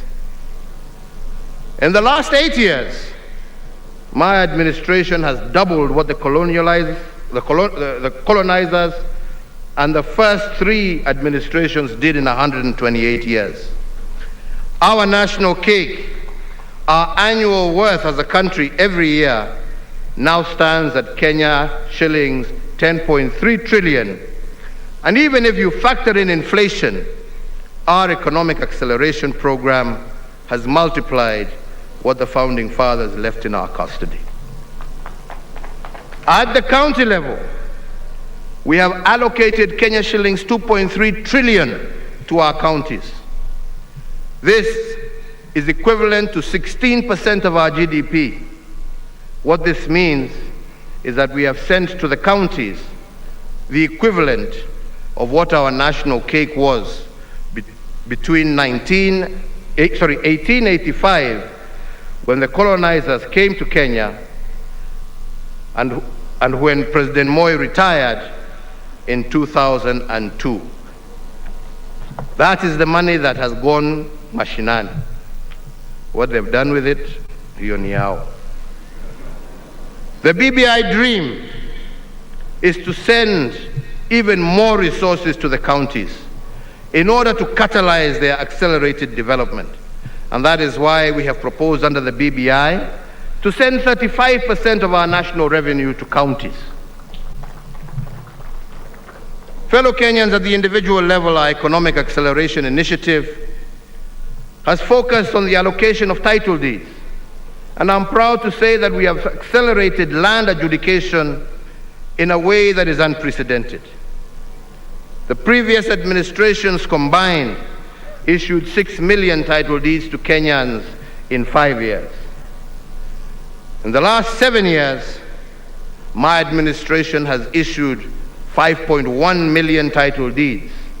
On a pro rata basis, ladies and gentlemen, this is 7 times what previous administrations had done combined.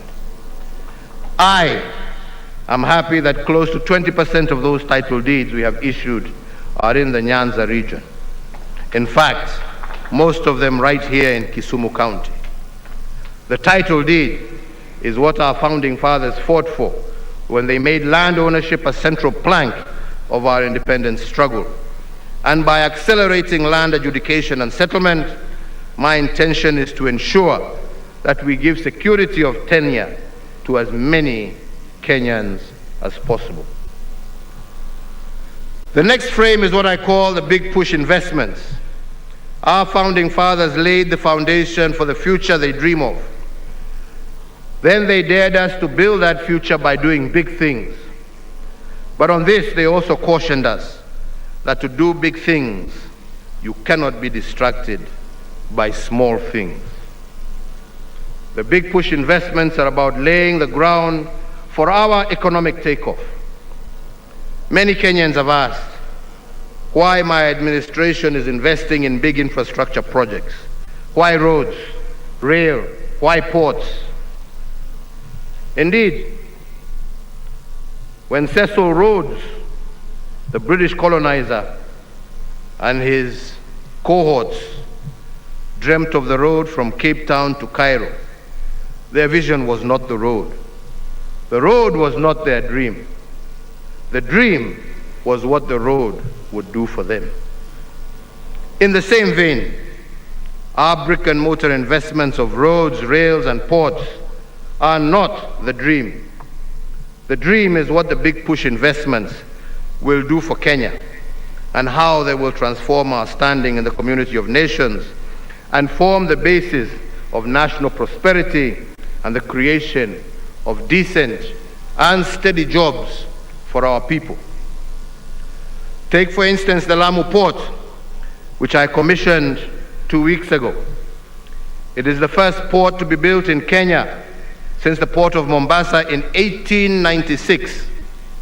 For 115 years, no government has built a deep-sea port on the East African coast of the Indian Ocean. Kenya is the first country to do so. Similarly, the history of this port dates back to 1972, when the idea was first hatched. It took 49 years for us to conceptualize, and mull over this port, but we, in a period of 8 years, have made it a reality. Once this port is operational, Kenya will have claimed its stake in the Indian Ocean real estate. The port of Lamu will be able to handle ships the size of those that transit through the Suez Canal. And this capacity will not only increase our transshipment business, but will also impact over 130 million residents of the East African region. Another big push investment that we have been engaged in is the revival of what I call dead capital. We have done this because the instructions of our founding fathers was to take care of what they had built. And in this regard, we have revived 566 kilometers of dead meter gauge railway. The revived 200-kilometer Nairobi-Nyanyuki railway will be a game changer. Every trip, the train will transport 1,600 passengers, which is equivalent to a convoy of 120 matatus. And the cost per passenger will be Kenya shillings 200 compared to current Kenya shillings 500 by matatu. Although it takes a little longer by train, the passenger will make a 60% saving using the revived rail system and have more money left in his pocket, while at the same time traveling at greater comfort and safety. Further, by moving our tea and coffee through this line at greatly reduced costs, the result is extra shillings in the pockets of our hard-working farmers. But I believe the most uplifting story of the revival of dead capital is one big push investment, and that is the port of Kisumu and the reconditioning of MV Uhuru vessel. I will not talk about the jobs this has created or will create and the buzz that it has evoked. These are obvious, but let me just focus on the economics of this decision. Today, to transport fuel by road from Kisumu to Uganda takes 72 hours because of the long queues at the Malaba border. But to transport fuel from the port of Kisumu to Port Bell in Uganda by ship takes only 12 hours. This means that by the time a tanker makes one trip to Uganda, MV Uhuru will have made 6 trips. Then there is the question of volume. One tanker carries 20,000 liters of fuel, but one wagon aboard our vessel in Kisumu carries 60,000 liters, which is 3 times the size of a tanker, which means that every time the ship sets sail, it carries 1,100,000 liters of fuel. If the ship accommodates 22 wagons, each voyage it makes to Port Bell is the equivalent of a convoy of 66 tankers headed to Uganda. What is more is that it costs $35 to transport 1,000 liters of fuel by road per kilometer.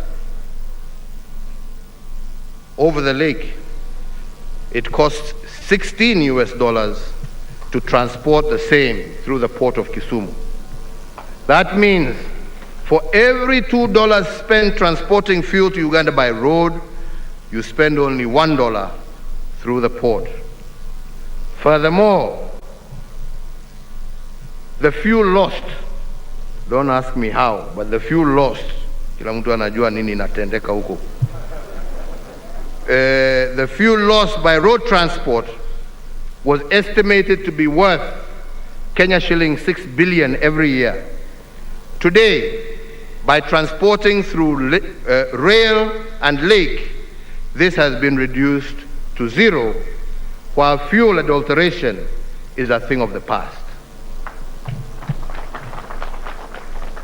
For those asking why we have made a big push investment in the Kisumu, that is your right.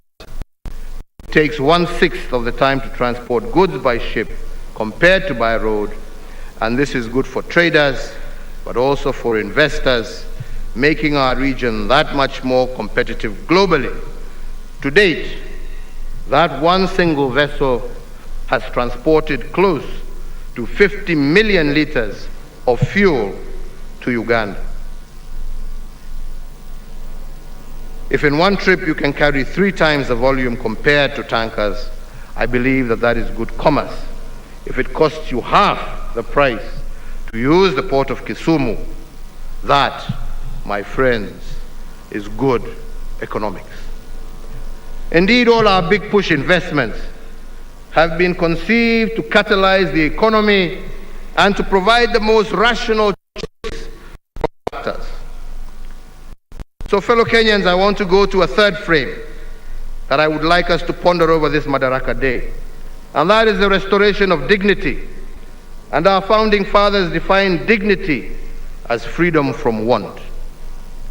From the onset, liberation from the poverty of dignity was a central motive of our independence struggle.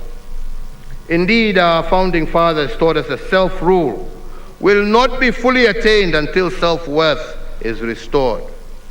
And the national question we must ask is whether we are on track to liberating our people from the poverty of dignity, and to what extent have we liberated them from want.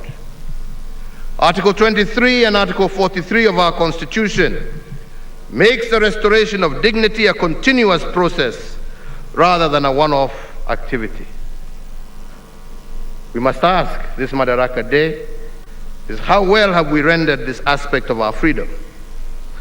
Some may ask what poverty of dignity is. Let me explain. Before we started the big push investments in Nairobi,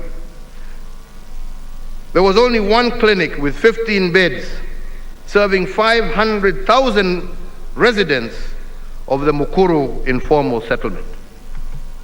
Meaning that when a mother delivered a baby in Mukuru, she had less than 1 hour of postnatal care before being asked to leave to make way for the next patient. This is the poverty of dignity. We have fixed this indignity by building 25 hospitals in our informal settlements of Nairobi to ensure that our mothers do not need to go through that kind of indignity again. Let me give another example. When a patient suffering from kidney disease had to travel for 70 kilometers from Siaya to Kisumu 3 times a week for dialysis, that was a tragic indignity. But further, the tragedy of this indignity was made worse because the patient needed 10 dialysis sessions a month, and if one session cost between Kenya shillings 9,000 and Kenya shillings 16,000, it meant that the patient had to spend between 90 and 160,000 shillings per month. How many farmers from Siaya can afford 160,000 every month for dialysis? Such patients had to sell their ancestral inheritance in order to get treatment. The net effect of this was that their illness ended up diminishing their families and indignifying them for generations to come. Today, I am happy to note that a patient from Siaya no longer has to travel 70 kilometers to Kisumu for treatment. There are dialysis machines in Siaya at the sub-county level. Similarly, he does not have to pay 160,000 a month for dialysis or sell his ancestral land. All he needs to do is to spend 500 shillings every month on an NHIF card, and this card gives him free dialysis every month. If dignity is freedom from want, Then we have restored it using our health interventions, as I have just stated. I say this because between 1963 and 1978, as a country, we had only one renal unit and one dialysis machine. President Moi added one more, and President Kibaki added 4 more renal units. By the time my administration took over, we only had 6 renal units for the entire country. Today, and in only 6 years, we have 54 renal units with 360 state-of-the-art dialysis machines distributed among all 47 counties. Coupled with the NHIF card, this upgraded health infrastructure has restored the dignity to many families previously condemned to disinherit their children because of disease.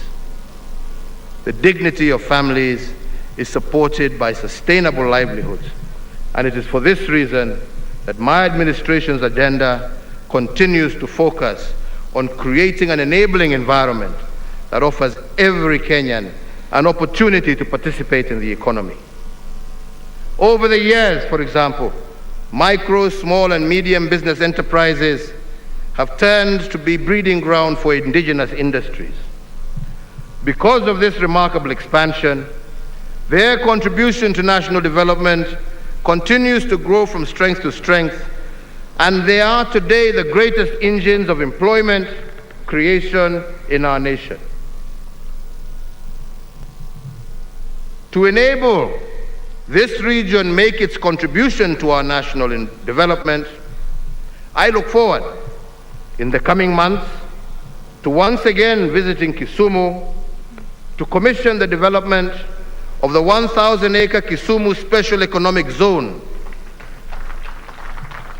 This singular initiative will provide immense opportunities for value addition of agricultural products for the entirety of the Western region and enhance the blue economy activities of the Lake Victoria Basin. The dignity that we seek to restore through livelihoods, I believe, will give every Kenyan an opportunity to participate in economic development. For instance, many of our Juakali artisans and craftsmen have had to endure the inequity in the tendering of contracts because of their lack of ability to get certification, hereby denying them the opportunity to get access to work. I am announcing, therefore, today a new initiative by my administration to provide a framework for the recognition of their skills through the awards of certificates based on competence in order to enable our Juakali sector participate in various economic opportunities that have currently been denied to them. In this regard, I today direct the Ministry of Education through the Kenya National Qualifications Authority to, within 1 month of this date, issue a policy framework for the comprehensive recognition of prior learning. This policy intervention will expand the opportunities for artisans and craftsmen in our Juakali sector to participate more meaningfully in our economy. Fellow Kenyans, I will now end briefly with the 4th frame of our national question this day. For us to secure what we have achieved in 58 years, we must not make politics the heat and the light of our national existence. Instead, we must endeavor to pursue political stabilization by any means necessary. I say so because stability and peace is the lifeblood of our republic. What we have built for 58 years can be destroyed in 1 day of political instability. But we cannot engage in political stabilization if we continue to live in political denial. For instance, and I will say it again, everyone knows that the BBI is good. It's good for our country. It is even good for those people who are unhappy with it. But too many Kenyans have embraced fear of change over the need to continuously strive for a more fair, just, peaceful, cohesive, and democratic Kenya. They oppose the bill sometimes not because of its substance, which even its harshest critics concede is good, but because, unlike our founding fathers, they cannot dare to imagine a better Kenya for all. Fellow Kenyans, as I said of the judiciary, their decisions must consider the letter of the law, but fundamentally, the spirit of the law must also guide them. I say so with all humility because the spirit of the law is the light that will illuminate the burden of the choices that they make. For every decision they make, the spirit of the law will lead them to the consequences of their choices. The judiciary should be guided by the spirit of the law, and political stabilization will be easily achieved. And as for all of us, the political elite of this country, if we are going to continue to remain short-termist and self-serving, the consequence of our choices will become a permanent burden on our people. Let it be clear to all Kenyans, short-termism is not the path to political stabilization.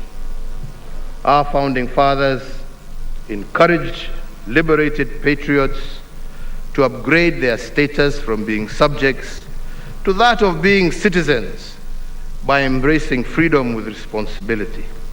And I want to make a similar invitation to our political class this Madaraka Day. I want to invite them to upgrade their status from being politicians to being leaders. Politicians are too often obsessed with personal gain, but it is our national pain that should disturb them.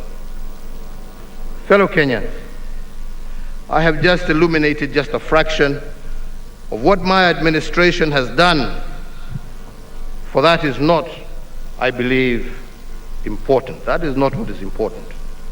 What is important is the recognition of what those who went before us did. We have only built on their foundation with a full recognition that we are still a long way to achieving all the hopes and aspirations of our people. But like our forefathers, we live in the hope that future administrations will not seek to live in acrimony and division, will not seek to destroy, but to build on our achievements and reach even greater heights so that we can truly live the vision of Kenya as articulated by our forefathers, that the task before us is not today, but how can we become architects of that future. And that is why today I want in particular to thank the Right Honorable Raila Amolo Odinga for embracing national pain over his personal gain when we did the handshake. What is more, and many do not know that, is that he did this without asking or demanding anything from me. And I want to say today that whatever the future holds, I look forward to working with him and all Kenyan leaders and Kenyans to build a better, brighter, more united and prosperous Kenya, East Africa and Africa. Nimesema asante Jomo na kwa viongozi wenzako wengine wote. Asanteni. Fellow Kenyans, in concluding my remarks, let me say today again, as Governor Anyang' Nyong'o said, that Kisumu City will, from the 26th to the 30th of April next year, play host to the largest Afro-Cities Summit ever hosted on the African continent. That event will be a gathering that will feature ministers, mayors, leaders of local authorities, representatives of civil society, the private sector, academia, national, regional, and international financial institutions, as well as development partners and other stakeholders. My extension, Governor, my administration, Governor, will extend to the county government of Kisumu every support in order for you to be able to showcase Kenya and Kisumu to Africa and the rest of the world. In the same breath, allow me to say how proud I am today to be addressing you from this brand new Jomo Kenyatta International Stadium in Kisumu, and I wish to assure you that all the remaining works will be completed over the next coming weeks. Hongera Waziri Amina Mohamed and your team, pongezi sana na muendelee hivyo hivyo. So ladies and gentlemen, it is now my very distinguished pleasure and honor to wish every Kenyan, wherever you may be, a happy Madaraka Day, and to once again encourage you to stay safe. May God bless you all. May God bless Kenya. Mungu aibariki Afrika Mashariki na Mungu aibariki kontinenti letu la Afrika. Asanteni sana, asanteni sana. Nimewashukuru sana sana sana sana sana. Thank you. Basi kwa heshima naomba tusimame kwa wimbo wa taifa. Kwa heshima naomba sote tusimame tafadhali.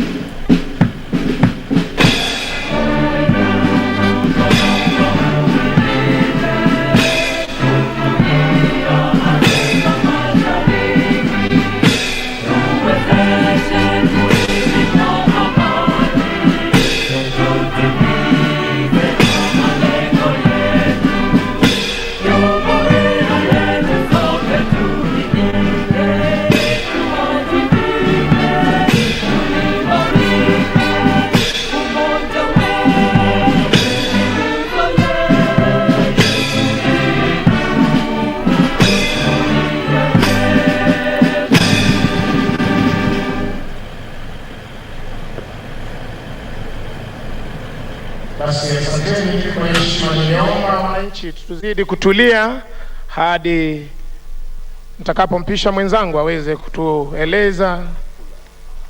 Mwenzangu Wafula, tafadhali popote ulipo uweze kutueleza jinsi wageni mashuhuri wataondoka. Tutulie kwanza, tutulie. Naomba tutulie. Msafara wa Mheshimiwa Rais na msafara wa Rais wa Burundi, wengine tutulie tafadhali. Kenya tunayoipenda uweze kuondoka ukisindikizwa na msafara wa naibu wa rais. Tujivunie sana tukijiita wa Kenya, nchi tubaki tumetulia jamani, tubaki tumetulia.